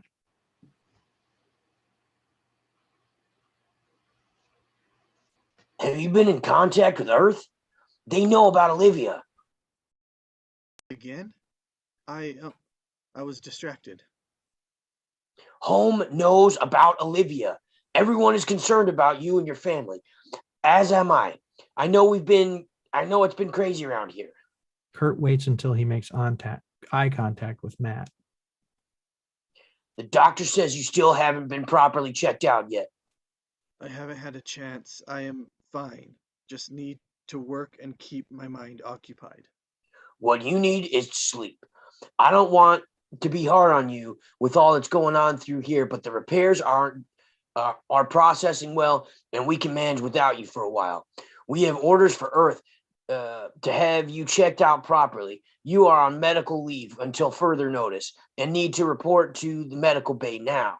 Matt looks longingly through the window at his children. Interior Arc Medical Room Day. A medical robot hands Matt a tablet. You have completed a full body scan. We have damage to your thing and have reset your vestibular crystals. My what? In my what? You have ringing in your ears, hearing loss, and dizziness. Those issues stem from damage to your inner ear. Most likely, you have blood interruptions in those areas during revival sequence. Is it serious? It can be if untreated, but we have started repairs. Most of damage will be simple procedure.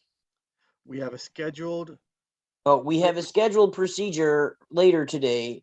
The hairs on your chocolate will probably take a few months to completely regenerate. Until then, we still have hearing loss and dizziness. Once the repairs have been done, you will hear better than before the accident. And the ringing? Can you fix that too? The ringing is driving me mad. The ringing is the wave, the brain trying to reconnect with the cochlears. The stereo cochlears regenerates the ringing, should stop. I am supplying you with some sedatives to help you sleep.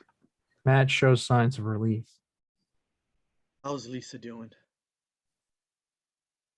She will be deaf until we can repair some of the damages to her pontomedular junction.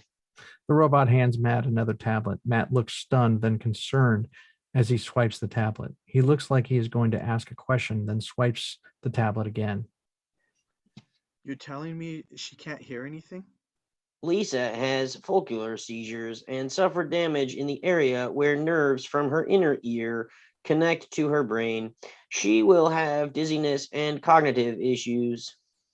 She's going to be okay though, right? You can fix this, right?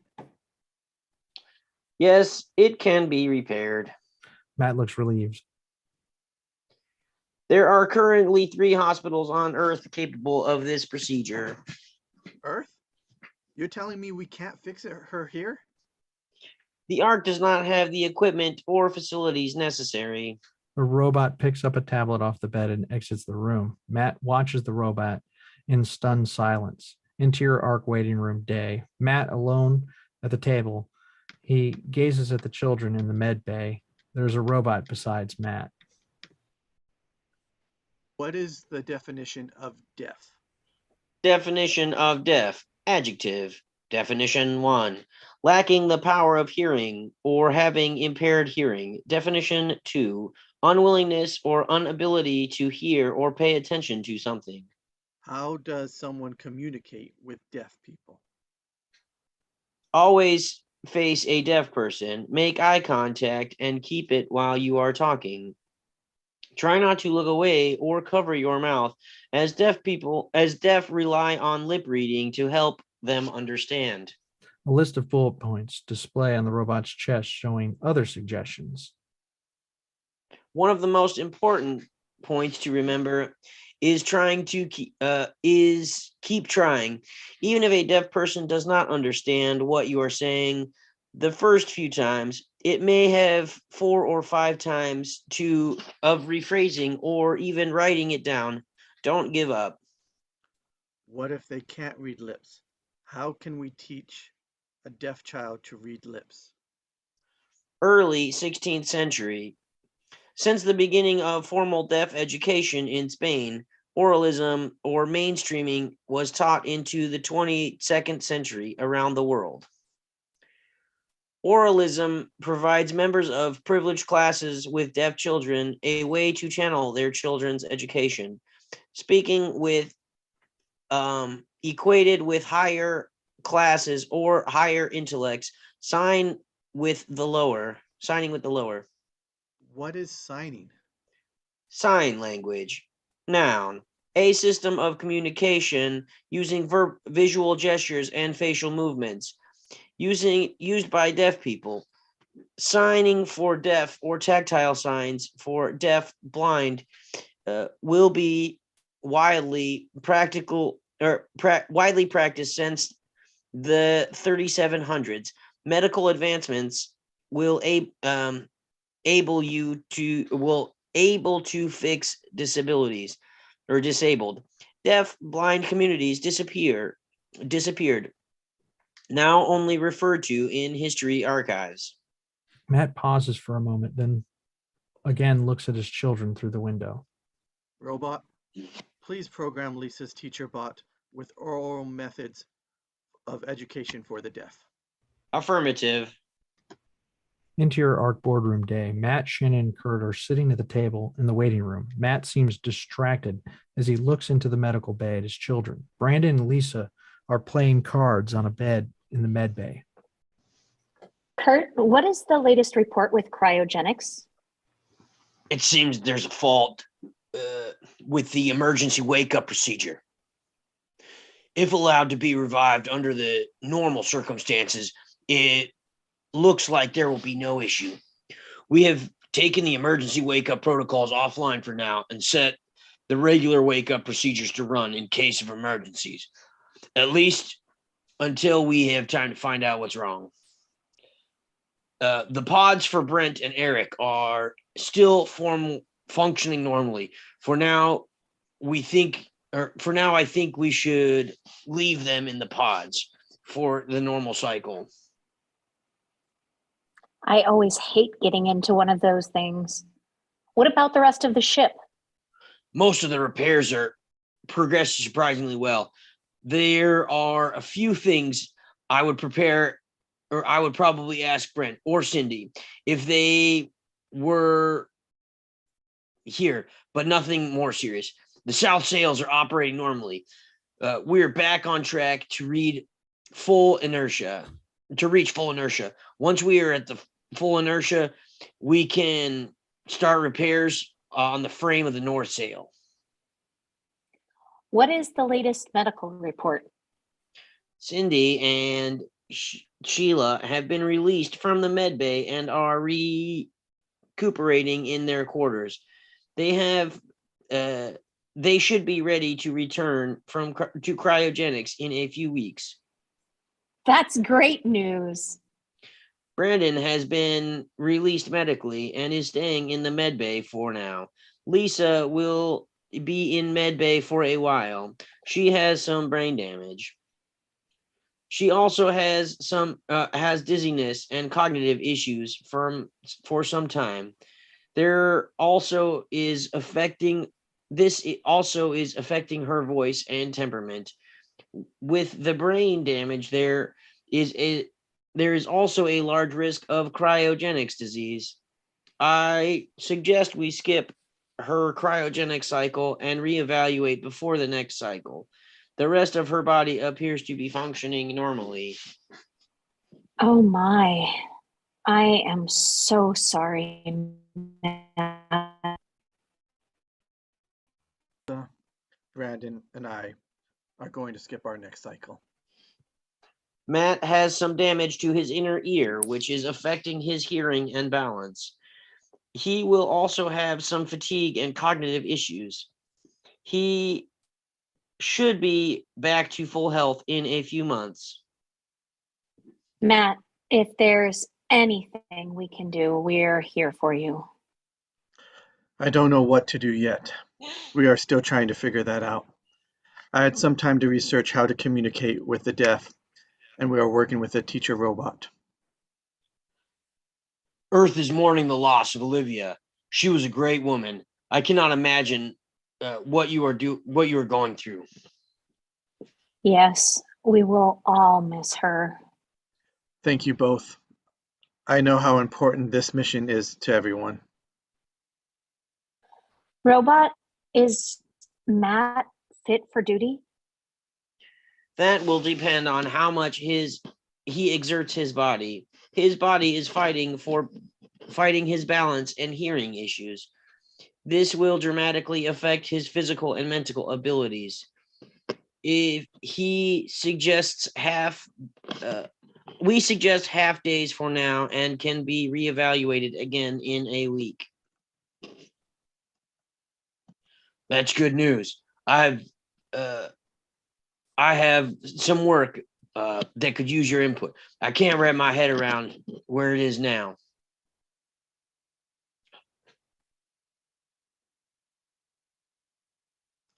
I'm ready to do what I can. We only have a few more things to cover. Earth is waiting on our report. Shannon picks up a tablet and taps it a couple of times. The display on the wall changes to bullet points. In the med bay, Lisa picks up a tablet and throws it across the room. It hits the window. She starts screaming. Matt and Curt and Shannon look over. Shannon looks at Matt. Matt, we don't need you for the moment. Go, be with your family. Matt grabs a tablet and heads out of the room. Interior Arc Clark quarters day. Luxurious open concept apartment with the odd bulkhead showing. Matt, Lisa, and Brandon at the dining table. Brandon working on a tablet. Matt is trying to mouth words to Lisa while a teacher robot instructs. It is not going well and Lisa is agitated. Matt mouths the words, big red dog. Lisa is looking at him with confusion. He mouths again with more emphasis, big red dog. You have to say the words normally, or your face will distort and make it harder for Lisa's to lip read. Matt pauses, then calmly mouths the words again. Still does not understand. She gets frustrated and puts her hands in front of her eyes. Matt tries to pull them down. Lisa gets violent and swipes a tablet across the table, screaming, then crying. Matt pulls her onto his lap. He holds her and strokes her hair. Brandon watches in concern. Matt motions Brandon over for a family hug. Matt kisses Brandon and Lisa on their heads and looks up. We really miss you, Olivia. Interior Arc hydroponics day. Typical hydroponic bay. Robot not moving on floor. Words show 8 years later. Lisa, 16, inspects a robot that has fallen and powered down. Matt looks at the robot, then taps his watch. A holographic image of Curtis appears. Curt, I'm having trouble with another hydroponics robot. They just can't handle the climate. On it. I'll have a robot picked up and replaced. Lisa pushes a button on the robot. A small cartridge pops out. She reaches into the pocket of her coveralls, pulls out a replacement. She slides it in the robot. The robot comes back to life, then goes back to work. Matt looks in shock at Lisa. He slowly raises his arm and speaks into it. Cancel that, Curt. Looks like Lisa fixed it. Huh. I'm not surprised. Lisa has a real knack with robots. She would be a great mechanic. Lisa looks over the damaged part. Matt is still looking at Lisa in amazement. He raises his watch again. Would you be willing to teach her? I think that's a great idea. Interior Arc South Bridge deck day. Lisa works on a robot. Lisa's robot has speech to text on its chest. A monitor shows an old TV sitcom. Curt enters the room. You're really good with machines. Lisa looks at the closed captioning on her robot, then turns off the robot's display and pauses the TV show, then places a small disc on her temple. Pause. She turns to Curt and smiles. Lisa picks up a tablet and taps it a few times. Special note, whenever Lisa is spoken to, there is a short pause before she responds. Lisa will now wear the neural link in most scenes. It beats schoolwork. Say something. Remember, your schoolwork is important. I don't think Matt would like it if your grade started to slip. Robots display still off. Lisa taps her tablet. I get straight A's, except PE. Curt looks at the robot, then at Lisa. How are you understanding me? Lisa points to the device on her temple. I created a neural link that can show me closed captions. It will translate language into text. I will see it as a hologram. Curtis looks in awe for a moment. Will blow me down. Lisa smiles at him, then picks up a screwdriver and gets back to work on a robot. Interior Art Clark quarters day. Brandon and Lisa at the kitchen table working. They both have a tablet. The teacher robot has a math problem on his chest. Matt getting ready to go to work. Matt addresses Brandon.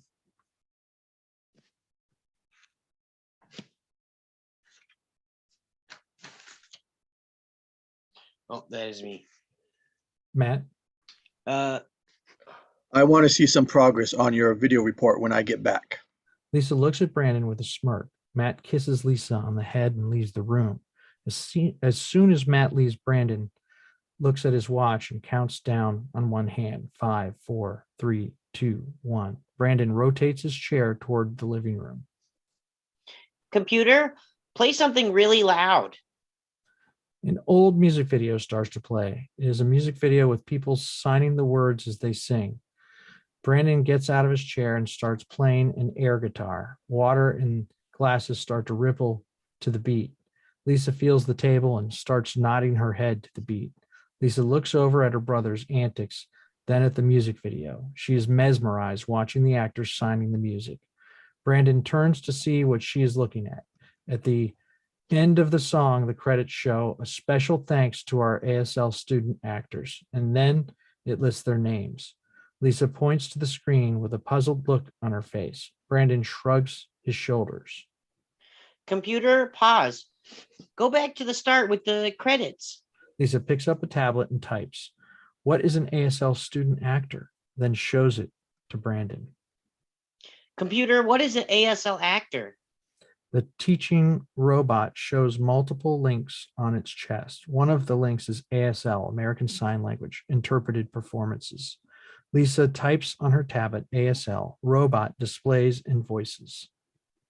American Sign Language, ASL, is the language that originated in the 16th till the 22nd century and serves as a prominent sign language of deaf communities in the US and most of Anglophone Canada. Brandon and Lisa look at each other and smile. Lisa taps her tablet. I have seen one of these signs before. I got it after I lost my hearing. Just one emoji from a girl named Sarah from Pluto. She hands the tablet to Brandon. The tablet shows one sign, love. I wonder what that means. Interior Arc South Bridge deck day. Lisa alone on South Bridge, robot parts everywhere. Lisa picks up a tablet and taps it a few times, then looks at a robot. The robot comes to life and displays downloading ASL archive. Pause. Download complete. Lisa taps the tablet again, and the letter A shows on the robot's chest. Robot attempts to make the corresponding sign in ASL. They start going through each letter. The robot's hands do not have the dexterity to form the letters properly. They still practice for a while. Interior Arc South Bridge deck day. A robot hand on the table. The new hand is more detailed than the previous robot hand.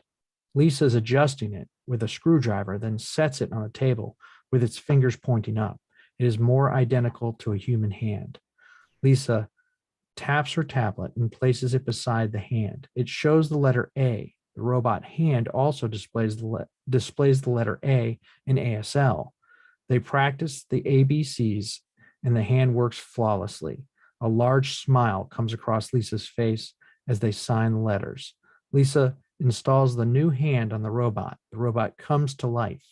The fingers and hand rotate, stretch, and wiggle in different positions. Special note from this time on, all robots capable of signing ASL sign voice and display text on chest. Oh, sorry. Sorry. Lisa. Hi, robot. The camera moves back as they are trying different signs like alphabet and numbers, etc. Camera blurs out, then back in. Nice to meet you. My name is Bob. Nice to meet you. My name is Lisa.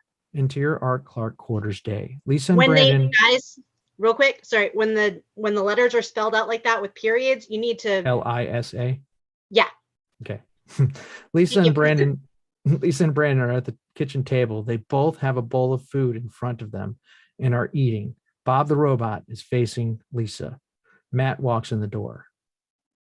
I see you started supper without me. I'm starving. You start supper, him hungry.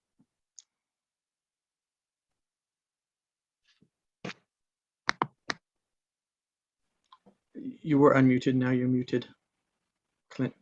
No, Brandon. Oh. Clint. Yeah. Dad, have you seen Lisa today? Dad, see Lisa do today. What's up?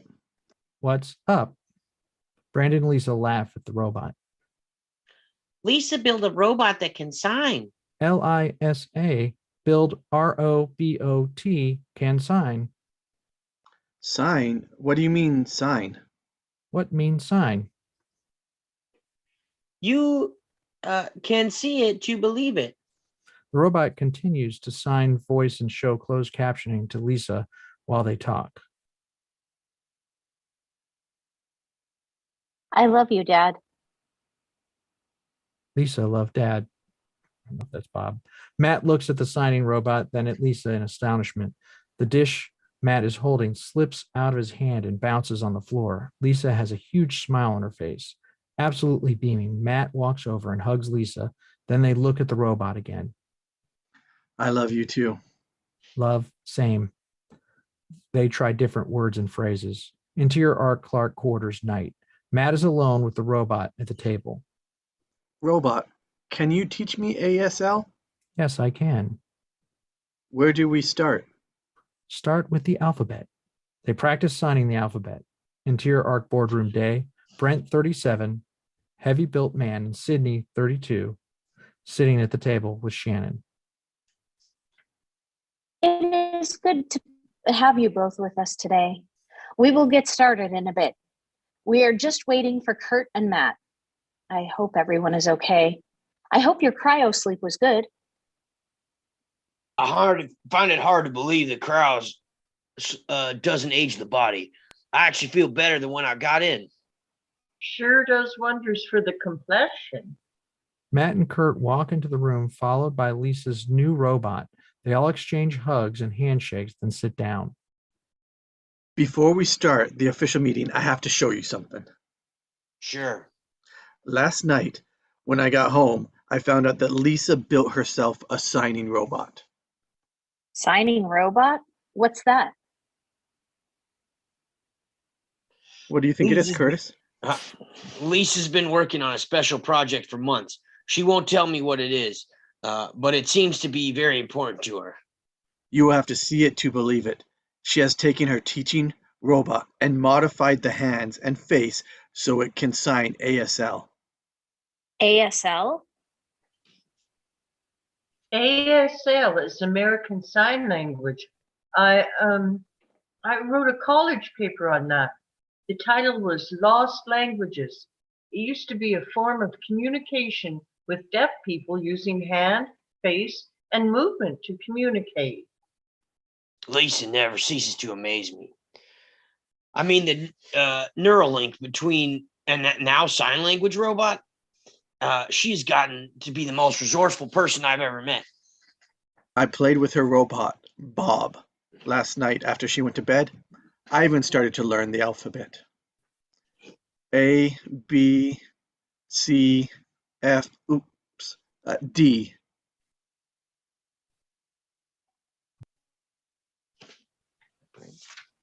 What do you think about Oh, that, Brent? That's incredible. I hate to interrupt. I want to hear all about it, but Earth is waiting for our report. We should do the meeting and get back to this again right after. They turn to the boardroom display and start discussing items listed. Interior Pluto News Desk Day. Sarah, 18-ish now, at the table with a tablet. Jennifer is eating and watching the news. The large monitors flip to the daily ARC report and sound comes through the PA system. On the display is Lisa's new ASL robot, Bob. Jennifer waves at her daughter and points to the screen. Sarah looks at the screen. This special report focused on Lisa Clark. As you all know, Lisa has been deaf since the comet stroke on the Ark. We have all watched as she struggled to communicate with the rest of the team. Lisa may have found a possible solution, a sign language robot. We will tell you all about it after this commercial break. Jennifer and Sarah start to sign wildly. ASL robot, cool. You need one. Sarah's eyes widen and she shakes her head up and down. Interior ARC boardroom day. Lisa, Curt, Matt, and Bob. Seems like you're a big hit on Earth, Lisa. We keep getting asked about you and your new robot. Lisa tries to sign to the robot, then picks up a tablet and the robot starts to sign, voice and display what Lisa types. I don't know ASL yet, and the robot is still in design, but I'm having fun learning. Don, could you go a little slower if you want me to sign that?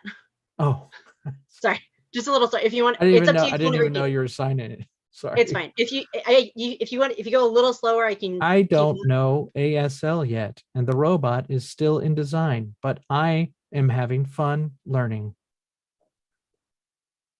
I wonder if you can demonstrate that we can send it to Earth.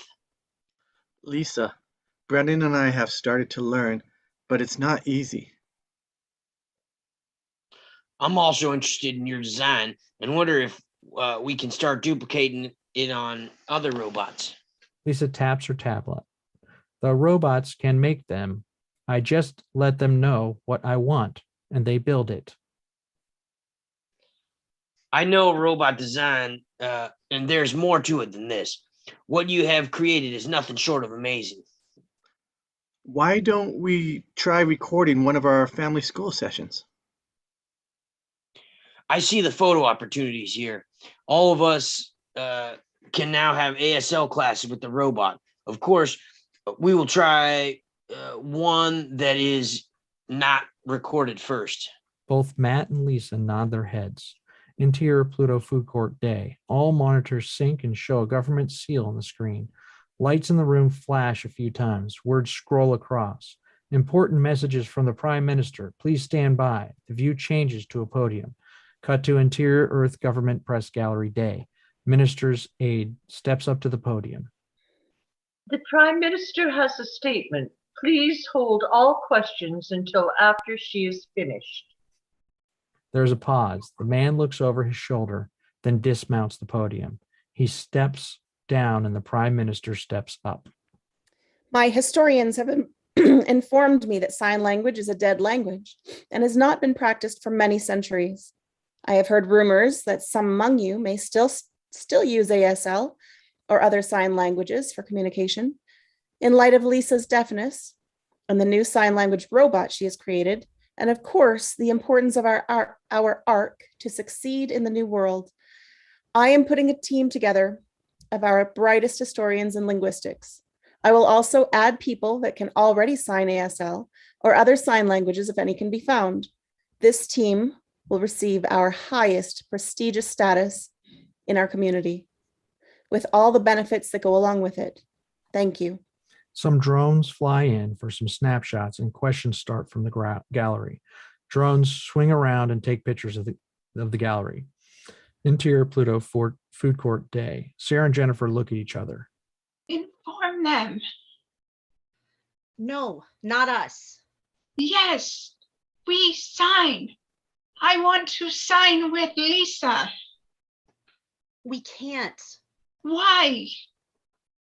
You don't understand that we can't. Why? Why not tell them? I don't understand. We signed good. You signed good.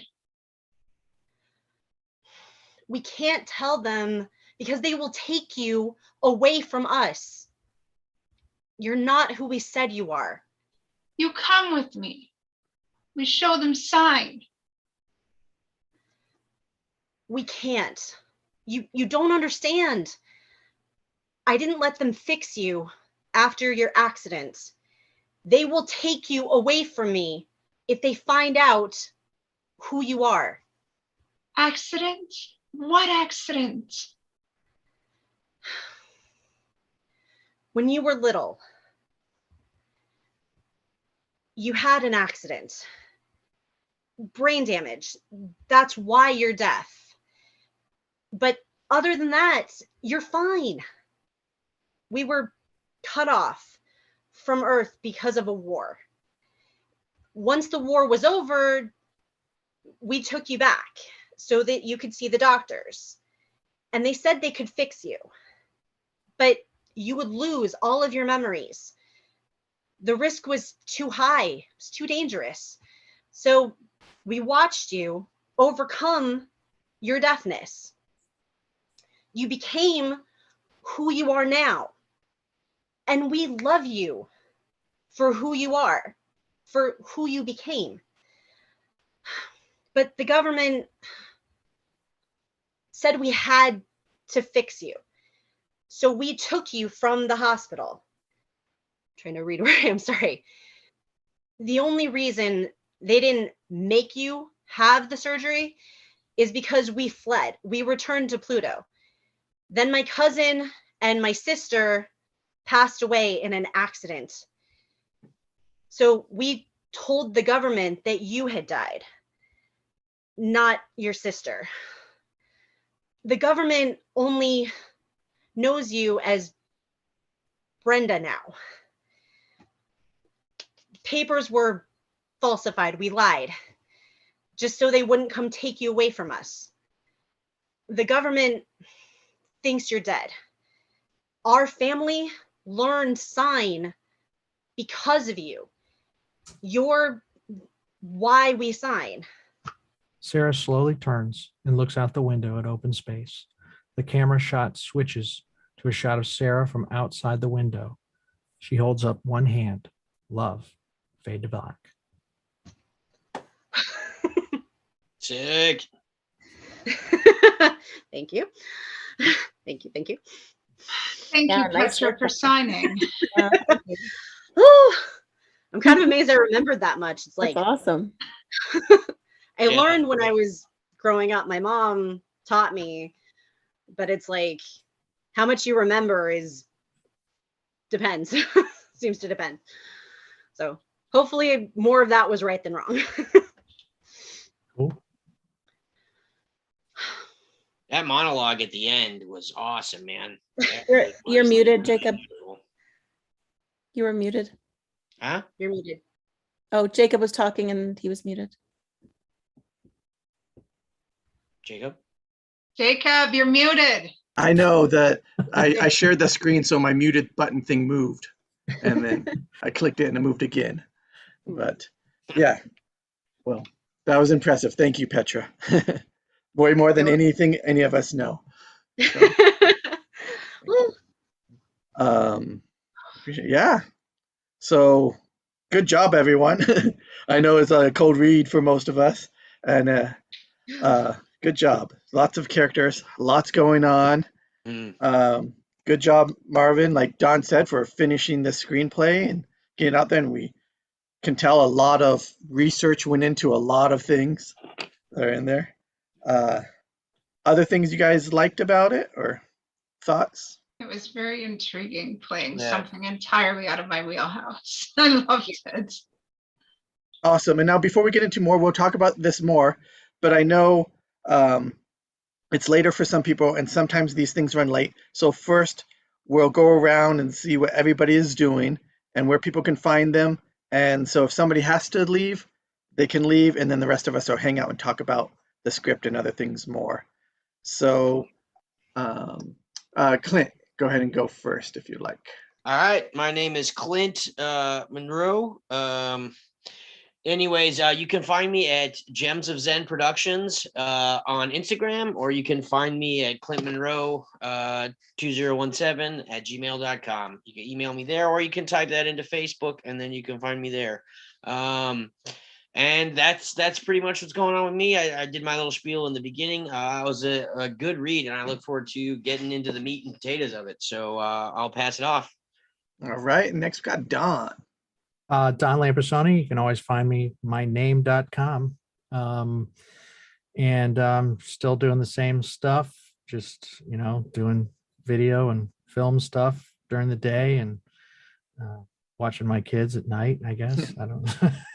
That's pretty much it.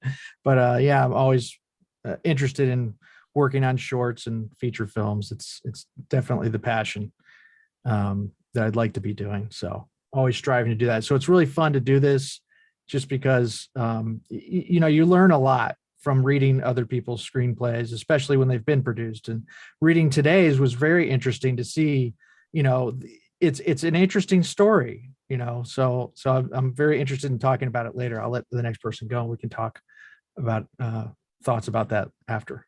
Sounds good. The next person is Heather Lee Cameron.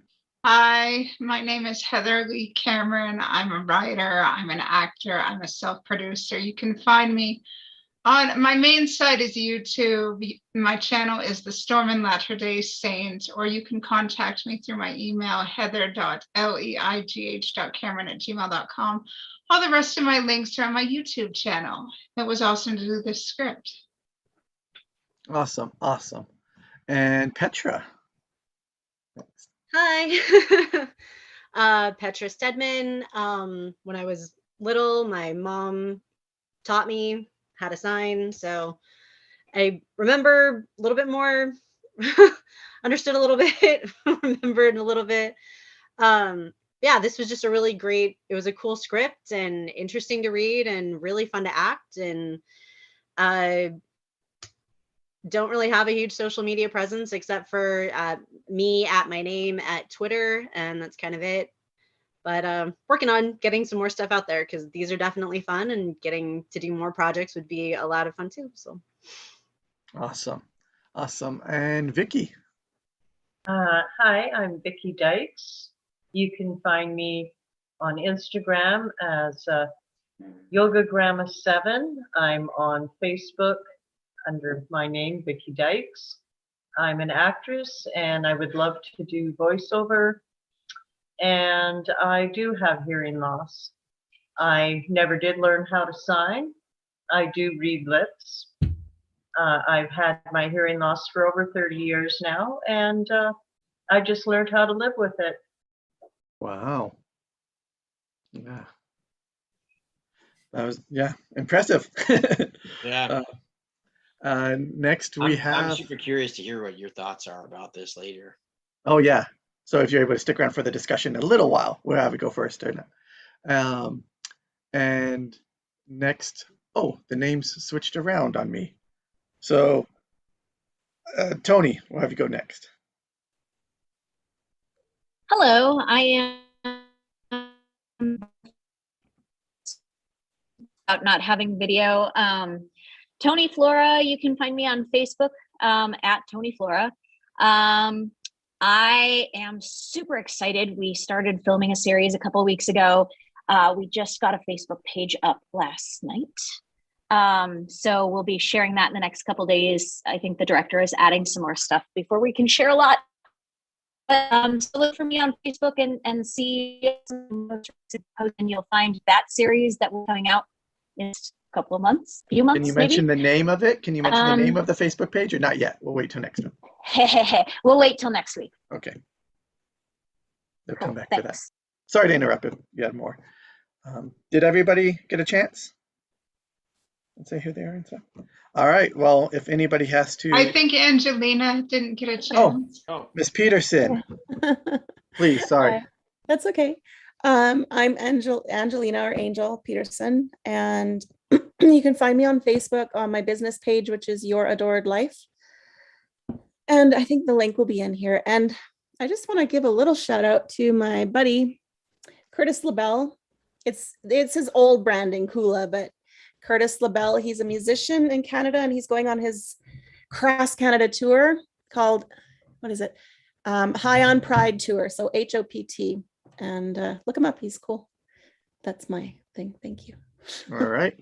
I'm Jacob Patrick. It's jacobpatrick.com, but mainly just come here for Table Read Tuesdays.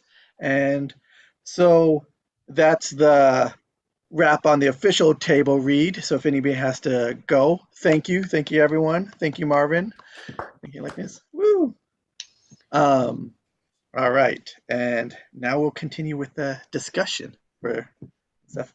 So, Vicki, like Clint said, not to put you on the spot, but do you have any thoughts on the script or how hearing loss from your perspective, you viewed how things were presented?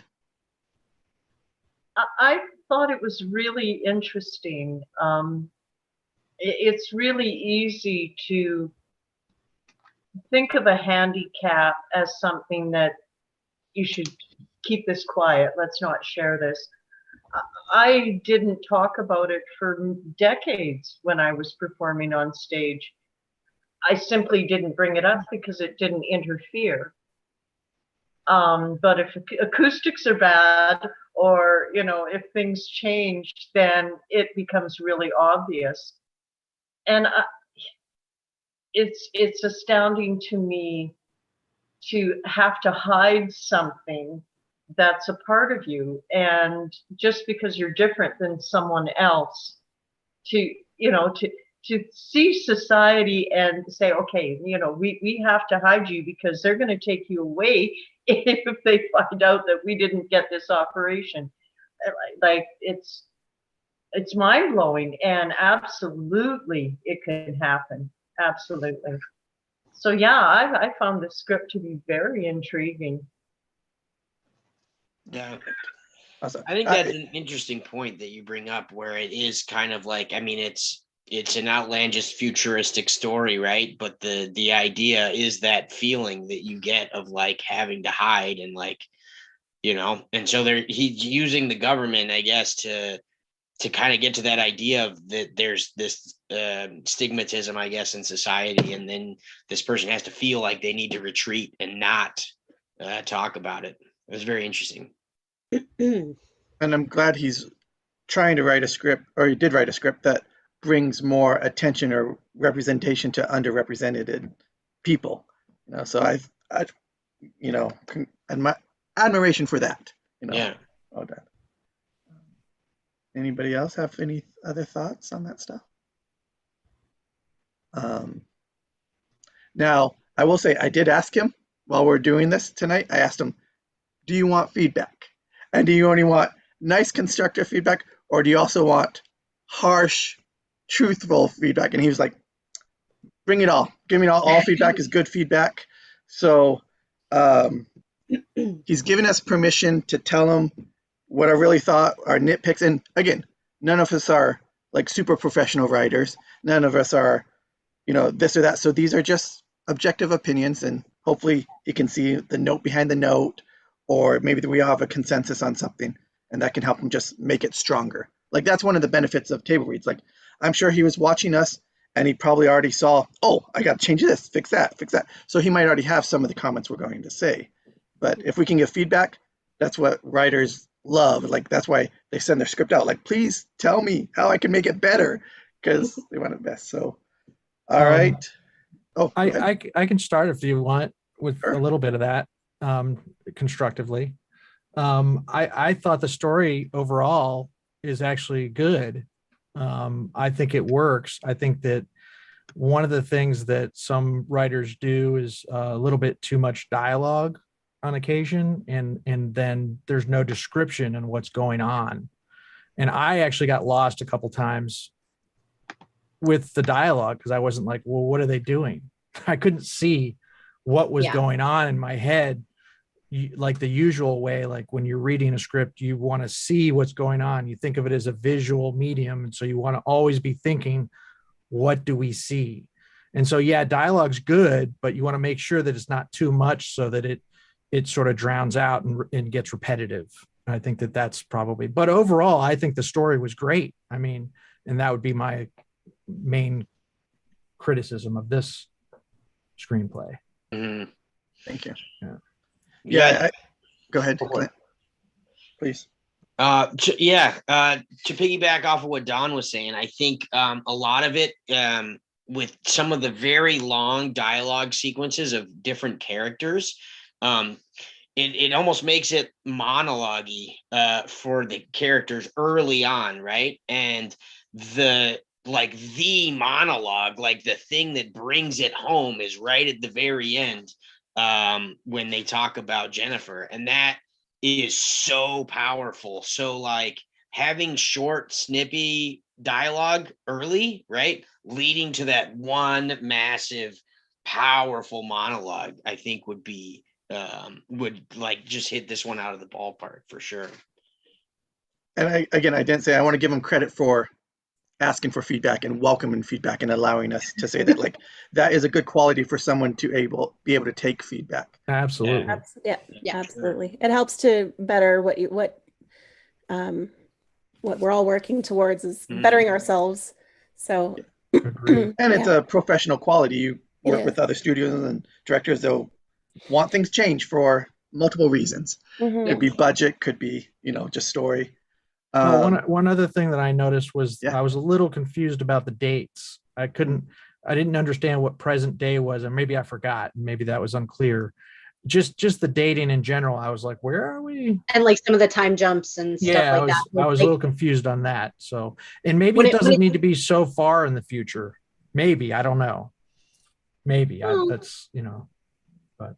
I mean, there's something to be said for like hard science fiction, something like The Martian versus like a light science fiction, or something that's more in tune of like, what could we have now? What could we have in the very near future? What is absolutely borderline fantasy as far as like, it just has scientific implementation instead of say magic. But I don't know. I think it's practical, but he's also, I mean, we're talking basically like both interplanetary terraforming and stuff like that, as well as interstellar travel, basically going on between a lot of regions in at least our solar system, if not, because that's the other thing. I wasn't sure where some of the points were as far as like, I mean, obviously you're talking about Earth and Pluto and stuff within our solar system, but then you have stuff that would be like extragalactic and things like that. And I don't know. I think the time frame works. He could probably shorten it a little bit, make it maybe in a couple of centuries as opposed to like,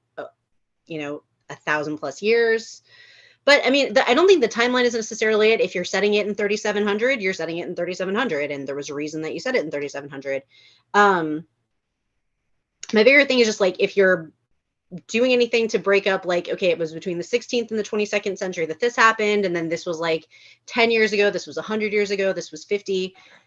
Having the time jumps back and forth, or not explaining exactly where we are in the timelines, like Dawn said, it did get a little confusing. The specified time breaks, like 8 years later or 5 years after or whatever, and maybe don't do too many of those. But if you're clarifying where we are in the timeline, I think it would help. But for the most part, it's like you kind of follow along, but there are a few points I think it gets a little muddled as to like, where are we? If this is the past, it needs to be a little bit clearer. If it's a time jump forward, specify with something other than the actors being a little bit older or the characters being a little bit older or presented differently. So just something to make it just a little bit clarified, I guess, here and there. It's like where we are and when we are. I have a question. Yes. What was the significance of the water planet and the mutiny in connection with the rest of the story? Yeah, extraneous stuff. And that's as nice as I'm trying to be as nice, so I'm asking it in the form of a question. I'm sure the writer will love to hear where people were confused or don't understand why things are. I'm very confused because I get that the main plot was talking about disability, but what was the connection of the mutiny on the ship and the water planet in connection with the rest of the story? I have an idea about that, but I want you guys to discuss some of this about like where you found conclusions, where you have questions first, before I say that. I also liked that he wrapped it all back up, because then it sort of clarified things. I was like, oh, okay, when Jennifer was doing her last monologue, I liked that because I was like, oh, okay, now I get it. Now I get a lot of that I wasn't getting while we were, reading through it. I was, oh, okay. So I thought that was good, actually. And usually I would say it might be repetitive, but in this moment, I was like, okay, it cleared some things up. So I was okay with that, I'm not saying it was a bad script, but it was like the water planet and the mutiny felt like a separate plot that didn't really have a connection with the rest of the story. It felt like it belonged a little bit in the Star Wars prequels a little bit. Okay. Like, in the prequels where Obi-Wan and Qui-Gon go and seek refuge in the underwater city on Naboo kind of thing. Yeah. So maybe having clarified a little bit more as to how it connects with the larger plot, or just specify. Yeah, it doesn't. It feels like it belongs in another movie, or it could be a prequel or something. It doesn't seem like it connects with the rest of the story. I think you caught on to something I'll mention in a moment, Heather. What were we going to say, Clint? Oh, I was gonna see what your thoughts were on that, because yeah. So from the PDFs and stuff that he sent, I know he also has a series version of this. So I don't know this for sure, but my guess is that he tried to cram a lot of the series stuff into the feature format. And so he's doing a lot of different things from that series and having it in the feature. So that's why to all of us, it feels like it's not one contained film, and it feels like it's jumping to different areas, and there's different people, and we don't build a connection with those people in areas. Yeah. I mean, I'm not trying to make him feel bad about his writing. It's wonderful writing, but it needs a little bit of help here and there, because it just didn't feel completed like it could be a feature, but it's wonderful work.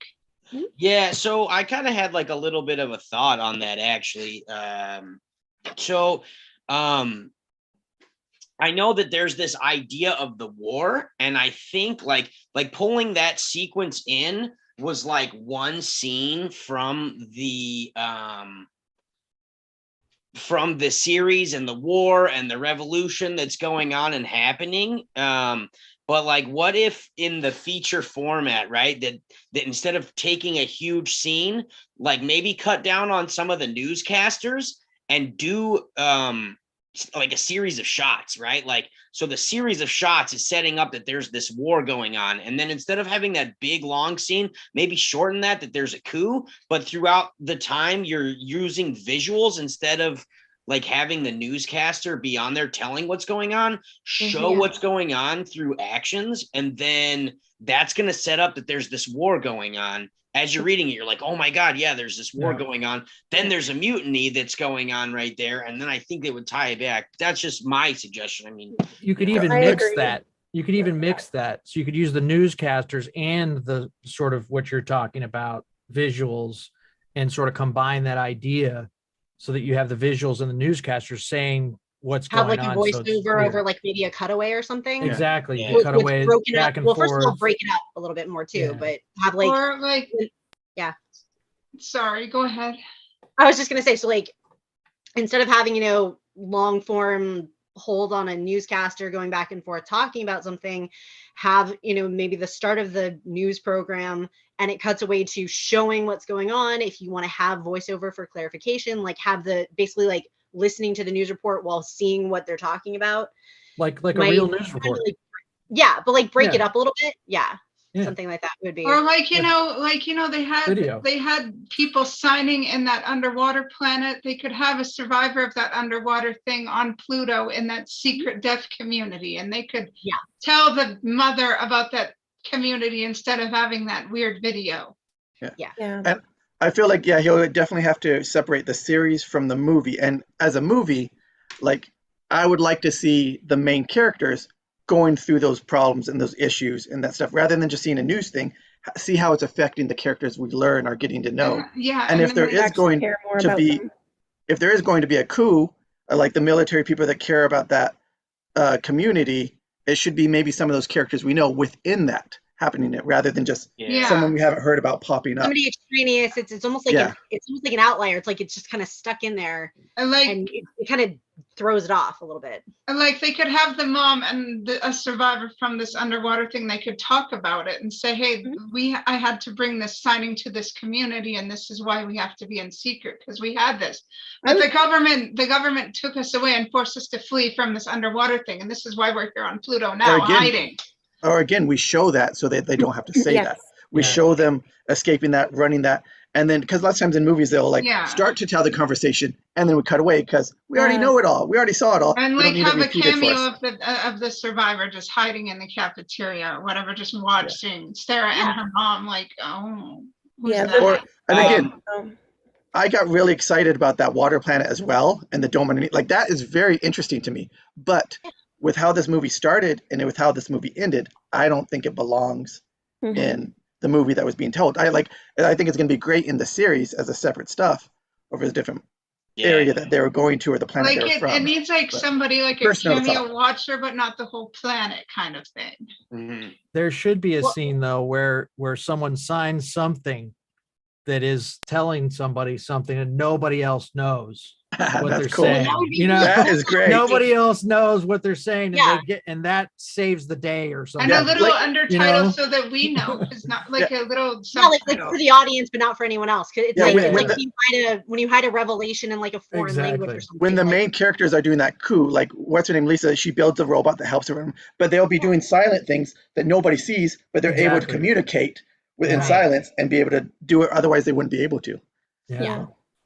That's awesome. That's a good idea. One So you other said- thing that I'd like to point out, or at least like to throw out there. Thanks again. Number one, thank you for letting us read that script. I just wanted to say that. I know we're giving y'all a bunch of feedback right now, but that was awesome because a lot of the scripts that we read, right, like they've been through being vetted by directors and DPs and producers, and so they've had so many notes thrown at them that those things are bomb proof, you know. And so when we read it, they just flow because they've been read 100,000 times, right? And like seeing this raw like really helped because then you can see like, all right, you know, like maybe some of the dialogue doesn't quite really flow that way, you know. Sometimes the dialogue sequences are a little bit long, or how, like, why they intercut it with actions to break up these things. So I just want to thank you from the bottom of my heart for letting us see that in raw form, because I have pages and pages and pages of notes, and it was really awesome to juxtapose the two.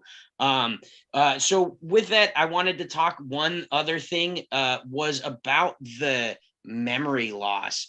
And it felt like to me when we were going through that, there's a lot of repetition about the memory loss as to going through this surgery. But it wasn't until like really, really late that we kind of understand why there was memory loss. And I feel like if you flip that and talk about it earlier as to like how it works in the brain and why that's a procedure, right? And then go a little bit more into the risks of the procedure, then that whole conflict of like, are we really going to risk our daughter for this procedure would hit a lot heavier. Because when I was reading it, as going through it, it's like, okay, so there's memory loss. Like, why is there memory loss? What's that all about? And if you weight it like that, then first, and you understand the ramifications as to why that's going to happen, I think it would like carry that narrative through a lot further, because that is a huge decision they're going to have to make, which is like, do we make her better and sacrifice her life, you know, of who she is? Because that's a huge decision, man. And it's also awesome, by the way. Two thumbs up. And it doesn't seem like there's like all of a sudden when they leave Earth, there's like no aftermath of this. Like they kidnapped a kid from an Earth hospital. There's no aftermath or anything on the news about it. I mean, come on.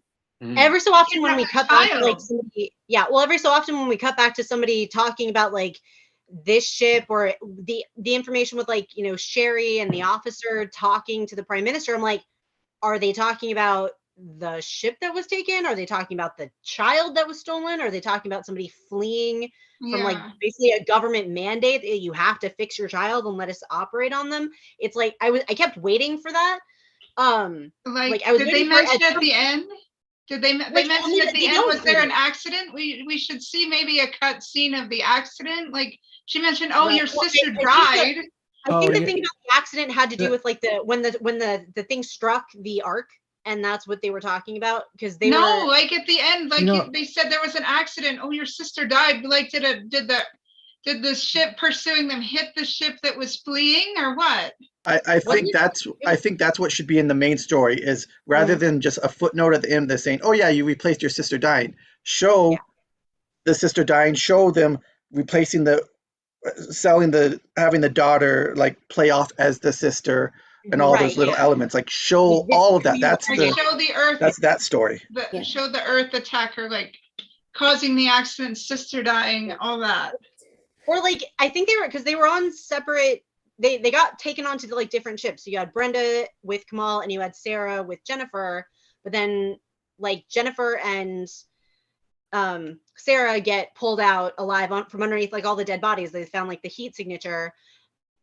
I guess it can have been the ship that Komal was on, because she shows up later, but I didn't see Brenda. They talk about her sister when they're in the other place, because she makes the whole thing about like, you know, we'll go to the thing and your sister will be here. But at some point after that, I guess, is when Brenda was killed in some type of accident, which you're right, they don't go detail about. But they did mention like a ship getting struck, like one of the arcs was struck, or the arc. I think that's the main problem. I will say the main problem that I had with the script, and I'll just talk about for myself, is that it was so much exposition. It was so much just listening to people tell stories about what's going on and nothing about the action. It didn't show what was going on. It only told people talking about what was going on. So because of that, it's very easy, as you know, with the telephone game that you get, it's hard to know what's going on. So if all you're doing is hearing, you're not seeing it, it's very easy to get misunderstand what's actually going on with this show. I wonder if he did that because he thought it would be cheaper to make. I thought about that very much too. You know, I was like, that might be the reason. Maybe. Yeah. I could see this as an animation too, though. Yeah, no, I can see that too. And but so you could write a lot of that descriptive stuff in there if you're going to animate it. Like, when did the switch take place? I was confused when I read it at the end. When did the switch take place? You need to establish that clearly. Yeah, because we don't. I didn't know that Brenda had died until the end, and then she I guess she replaced her. But it's like, I think this is kind of a problem that you have with. There have been movies that were originally written as series, and when the series turned out to not be viable or something, what they did was they took like a few scripts from like episodes, stitched them together, and that's what made a movie. And it doesn't exactly fit together. It seems more like broken up pieces than a cohesive narrative. And I don't know if this is kind of like that. Like if you have, say, a 7-episode arc and you only took like 3 of the scripts and put them together, but you're still referencing stuff that happens in the other 4 and we have no idea about it. I think that might be why, because on the one hand, we're getting a lot of exposition, weirdly enough, not that much information, or maybe too much information, but it's not clarified. So maybe focus first of all, focus the narrative a little bit more, definitely, but don't have so much narration and exposition. Like if we need to know something, have us talk about it a little bit, but show us. Instead of the news anchor talking, cut to what they're talking about, like an actual broadcast. Instead of just telling us everything at the end, intercut the scenes or a flashback, what's going on at a different point, even if the characters don't know about it, something, so that the audience is more aware of this is what's going on now, this is what's going on here, this is what's going on here. So it's not like, oh, okay, that's what happened to these characters, that's where this went and whatever, because then you're just getting hit with it at the end, and it's so much to do. I think Angelina had something she wanted to say, and then Dawn, and then Heather. So yeah, Angelina. A few things, but I'll just. Does anyone know where Olivia came in? Like, was she mentioned before she died at all? I don't remember. She all of a sudden was mentioned, and I thought, who is she? So that might everybody on Earth knew about her and was carrying in. So that might be important to clarify in it as well. And then Dawn, what was I was thinking that when you said what you were saying, Petra, that, like I had said in the beginning, it's, sometimes it's okay to like leave some mystery, leave mystery, especially in the beginning and even in the middle, and then you're revealing things. That exposition comes later rather than just sort of telling. And I think that the conversations didn't really lead to that as well. And so it made it long dialogue, but we're not, like you're saying, you're not really getting the information. So it's better to show things, even if you think it's confusing to the viewer, and that's okay, because, you know, some of the best movies that I've seen have been ones that sort of, you don't get that reveal until near the end. And then you're like really blown away. Yeah. Oh, or it's the opposite effect. You think the movie's going good, and then it has a bad ending, and you're like, oh no, this movie sucked all of a sudden.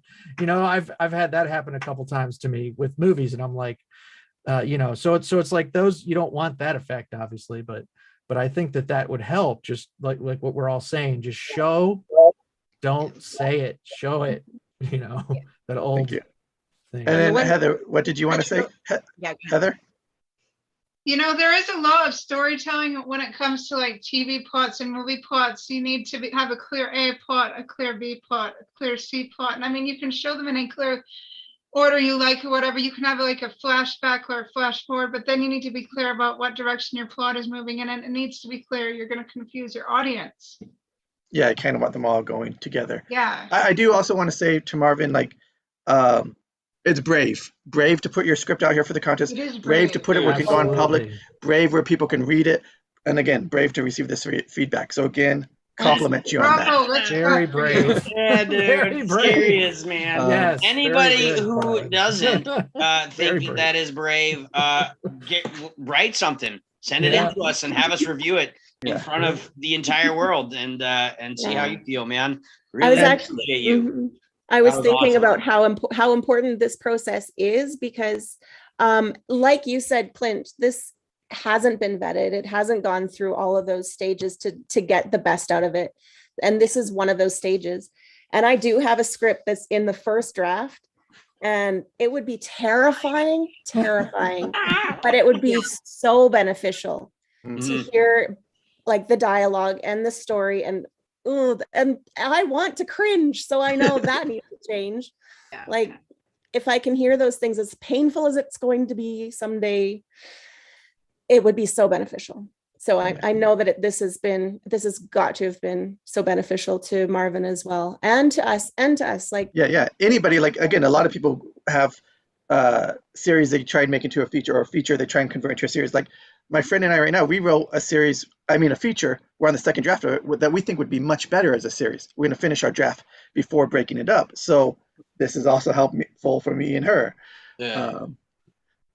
One thing I want to say is, like, if the conclusion that it was a series and squeezed into a feature is right, that may also be the case of why we saw there's a lot of text blocks of the same person talking, and then they're talking again, and they're talking again, and it says continued with nothing in between.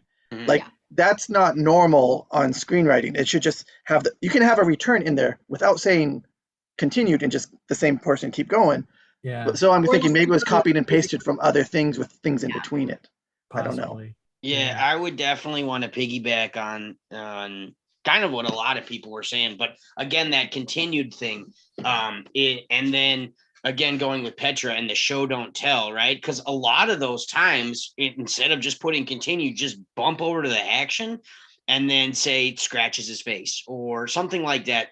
And for me, as we're reading it and it's so dialogue heavy, you kind of like, I mean, you're just trying to get through the dialogue, but if you keep having these reminders as to what's going on, it just like naturally, as you're reading, your imagination keeps getting pulled back into the scene. They're sitting at this table. They're at the doctor's office. The doctor's wearing this coat, and then, he pulls out this clue. And so, like, instead of using those continueds, like, throw in just a little bit of action that grounds us back in the scene as to what's really happening.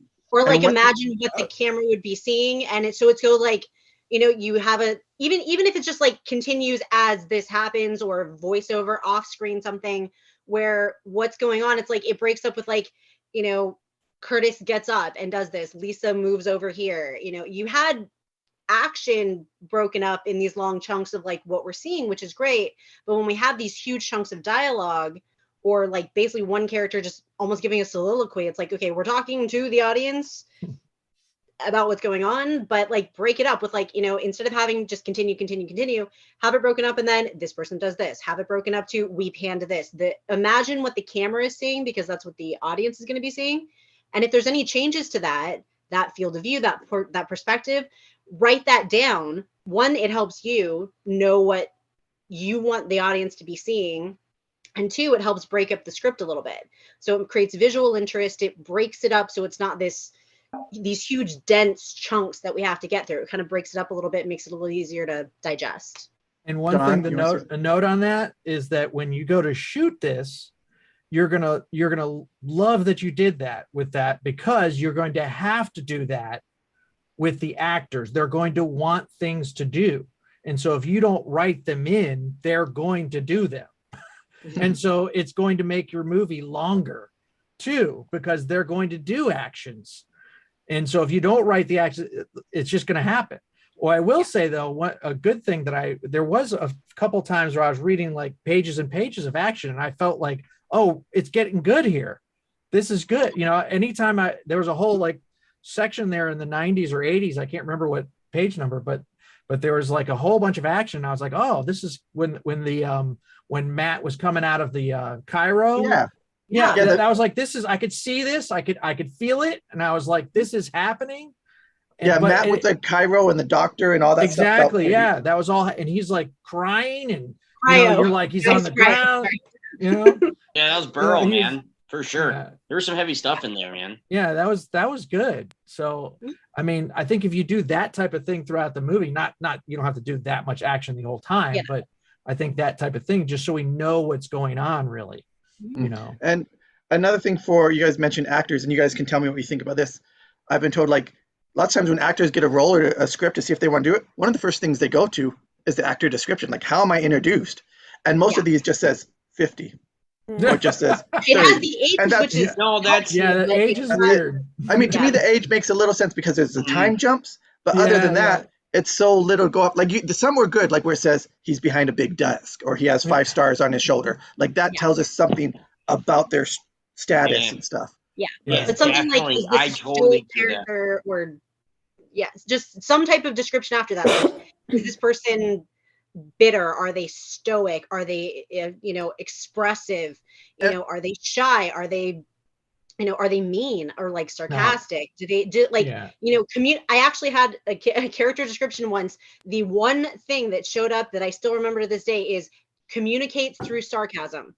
And I'm like, first of all, it's 3 words. You instantly get a great idea of what the character's like. Every single, even if you don't have like, this is how the line's supposed to be read, like terse or suspicious or sorrowful or whatever.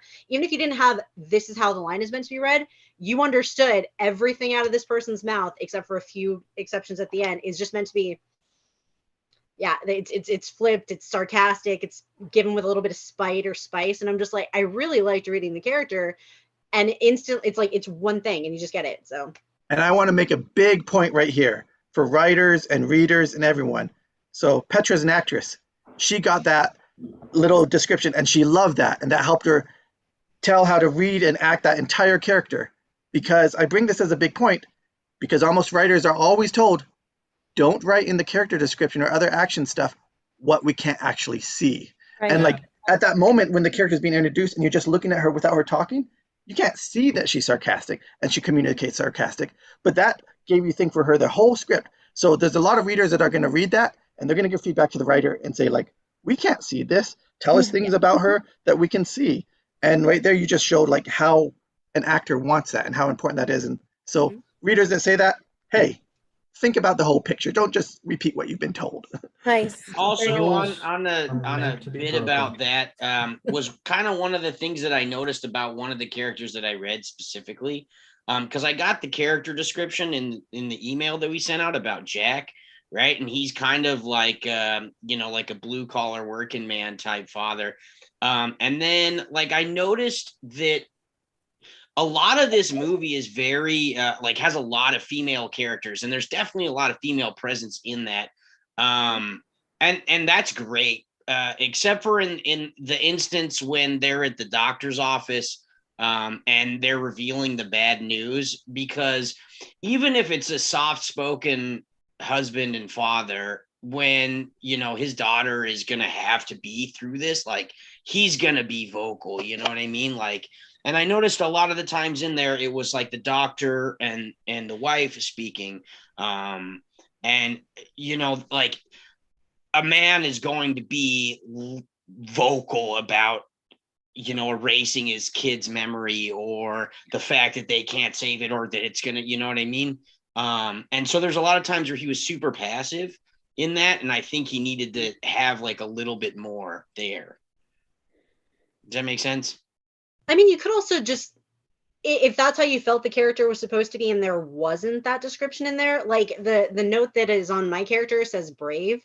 And I'm like, actually, most of her line reads, except for like, you know, we can't let this happen or whatever, are almost like she's emotional, she's reactive, but I wouldn't necessarily categorize a lot of her stuff as brave, except for like the fact that she's willing to fight for her family, which is, you know, that's brave anyways. You know, you got the ferocious stuff, but some of the stuff about it, it's like, even if that isn't written into the script, if that's how you're interpreting the character, you know, you just kind of got to run with it. Even if that's not how they're, in some cases, if it's not how they're written, or how they're written doesn't work, you kind of almost have to ask, okay, is it okay if I change this? Because this is my interpretation of the character. Very, very minor things. Like, I noted some of them. Well, one, was it Sheila and, I don't know, a little confusing having two names that sound similar right next to each other, back and forth. And Sherri, yeah. Well, Sherri and Sheila. And Matt and Matthew. And then there's little tiny like misspellings or edit things. Like, there's one part that was dialogue, but it was not the right format, just once, you know what I mean? And there's or like they're blocked off a little bit. Yeah. Yeah, and I think sailor was spelt wrong. Oh, yeah. Yeah, it needs just from a grammar standpoint, it needs a little bit of tightening. Like, there are some words that don't belong in there, or like it's the wrong form, or some of the sentences are a little off or something. So it could definitely use like an edit, just have somebody go through, you know, maybe somebody who focuses on more like a literature, writing, spelling, grammar, that type of deep edit, and just be like, okay, fix this. It reads okay. There were a few sentences where like we're sitting there reading it, and it's like we're almost, and I know this is a first time read, but if you're reading it and like we're stumbling over it as we're reading, it might, you know, you always read out anything that you say, or always say anything out loud that you're reading to make sure it's going to sound okay when it's being read, whether it's being read out loud or not. Always read it out loud and see how it sounds, you know, to hear.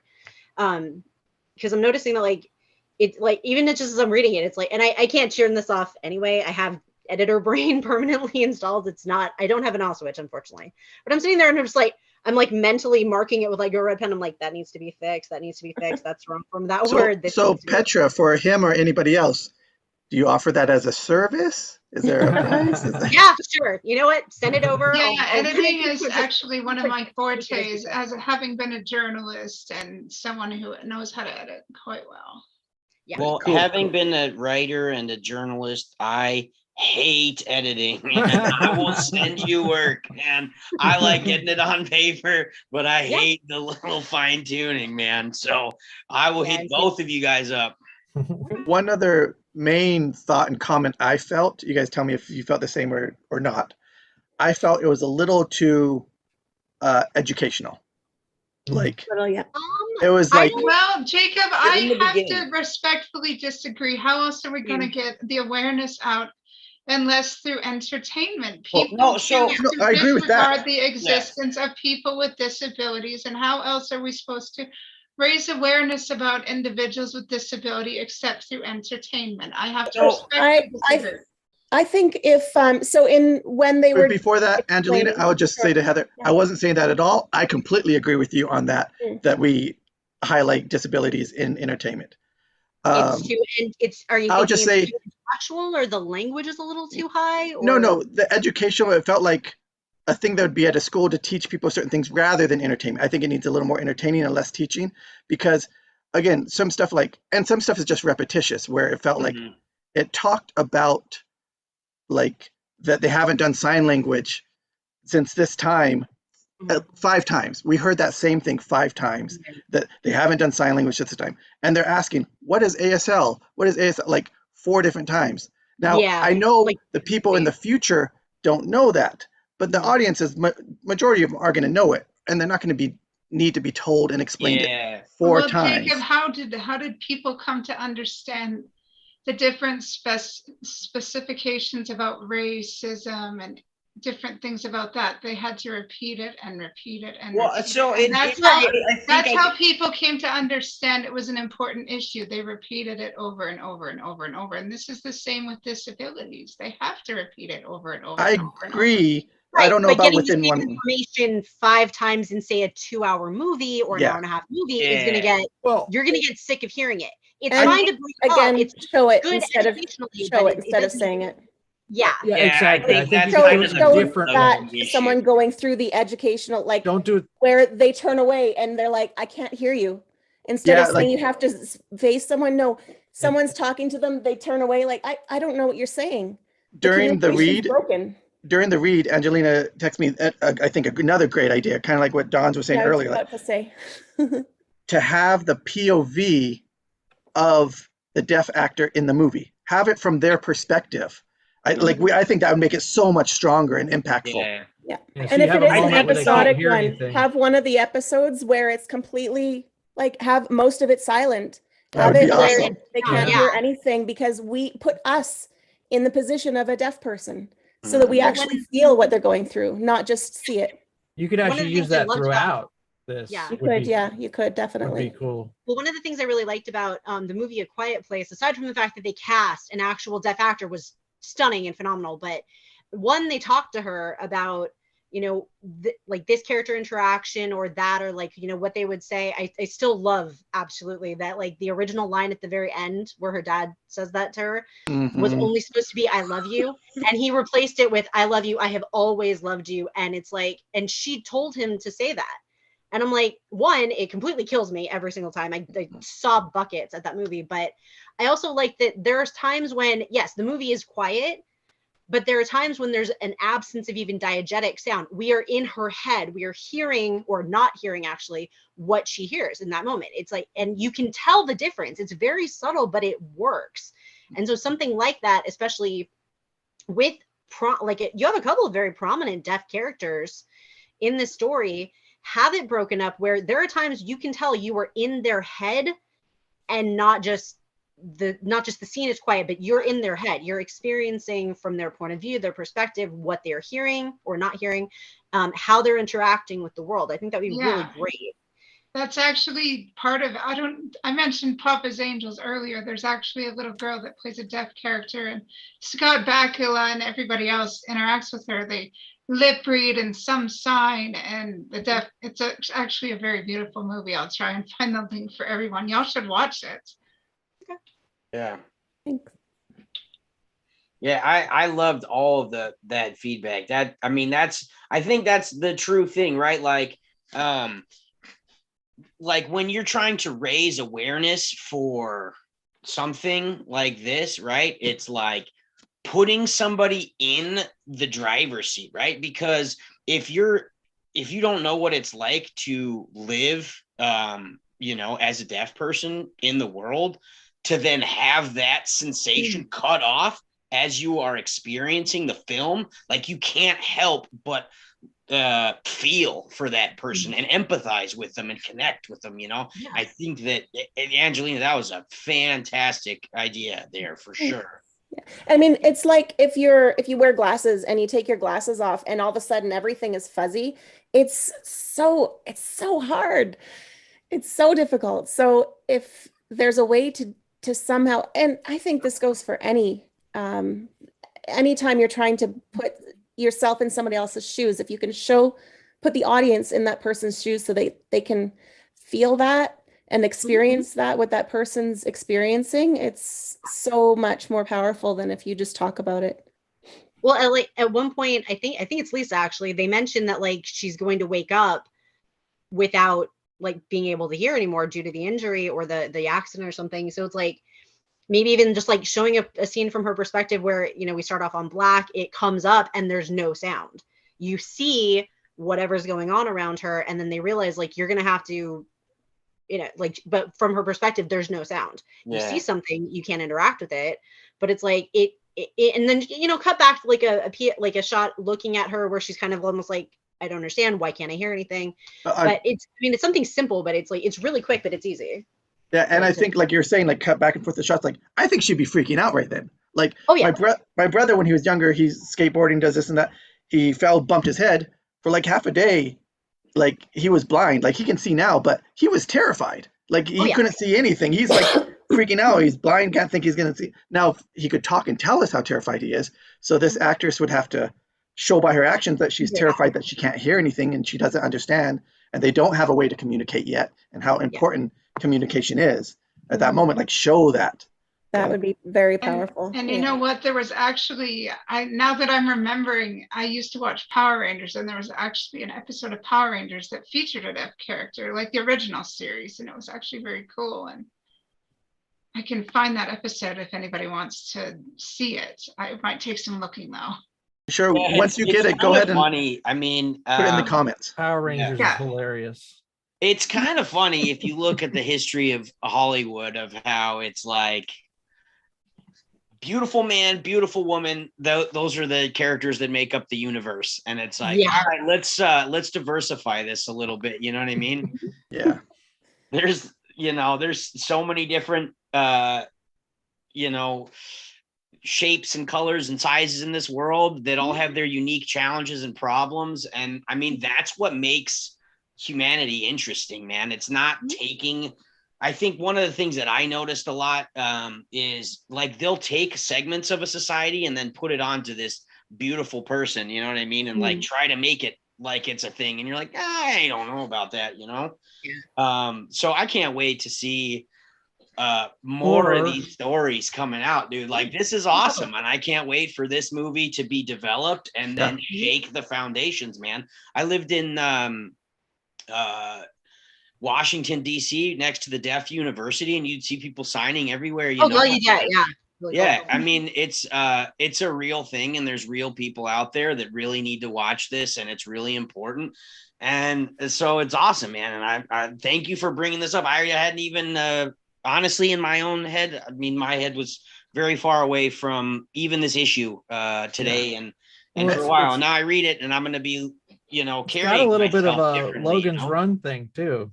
Mm-hmm. Yeah, totally. Got a little bit of feel like that, if anyone knows that film. Yeah.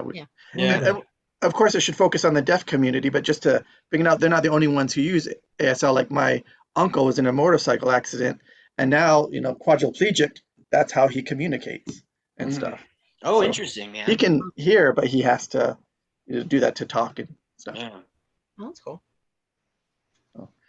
Vicki, again, I don't want to put you on the spot, but if you have any, you've been quiet while we've all been blabbing. Any comments on what we said or additional thoughts either way? If not, that's fine. But I want to give you an opportunity. So,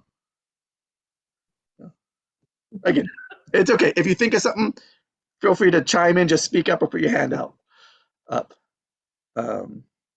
Although that did seem like a good spot to close it with what you guys said before I interrupted with that. So thank you guys. I'll say that for Marvin, like for all the honest feedback and showing that you did read it, you did see what was happening, and here's what you saw that you liked or could be maybe strengthened here and there. So, well, again, I was honored to be given an opportunity. I'm not hearing impaired myself, but I'm glad to be able to have participated in such an important role. And thank you, Petra, for trying to sign as I was reading. I'm sorry if I read too fast. It's okay. It's just like, if I'm gonna try it, you gotta speak a little slower. Yes, I apologize. I wasn't even looking at the videos. I was looking at the script. It's okay. Yeah. Before we do go, I just wanted to, because I don't think you guys are on the YouTube live, I just wanted to share Marvin's comments. So he said, keep up the great work. You're doing awesome. I think I missed a top one there that scrolled off, and Wayne said, this is excellent. Thanks all. Nicole said, good job. Wayne Willett again, thanks again. Well done. Marvin said, Simcom to sign while talking is almost impossible by itself. To do it on the fly, absolutely amazing. So that's to you, Petra. You all did great. I'm in awe listening to you read my words. Wayne said it was an awesome story, and there's an undecipherable message. The last Maybe it's one. a bot. Yes, I think so. Could you Bob the imagine if you robot. had to like handwrite your posts like on Facebook? Like how many illegible posts would be out there? Yeah. Well, there's already illegible ones with autocorrect and everything. That too. Again, Marvin, fantastic stuff, man. That was Yeah, really, really really good. interesting. Thank you so much for putting yourself out there, dude. That is a huge thing that you did. Yeah. Yeah, and giving Thank us the you, Mar- opportunity to read it. Yeah. If I was you, I'd be walking a lot taller tonight. Marvin, Sure. Marvin, you're amazing. Thank you so much for giving us the opportunity to act out your work. Well done. We love you. You're 1 in a trillion. Yeah. Definitely. Yeah, really. Excellent work. Hey, but right? Those are outer space jokes, dudes. All right, guys. Everybody, good night. We'll see you next Night. time.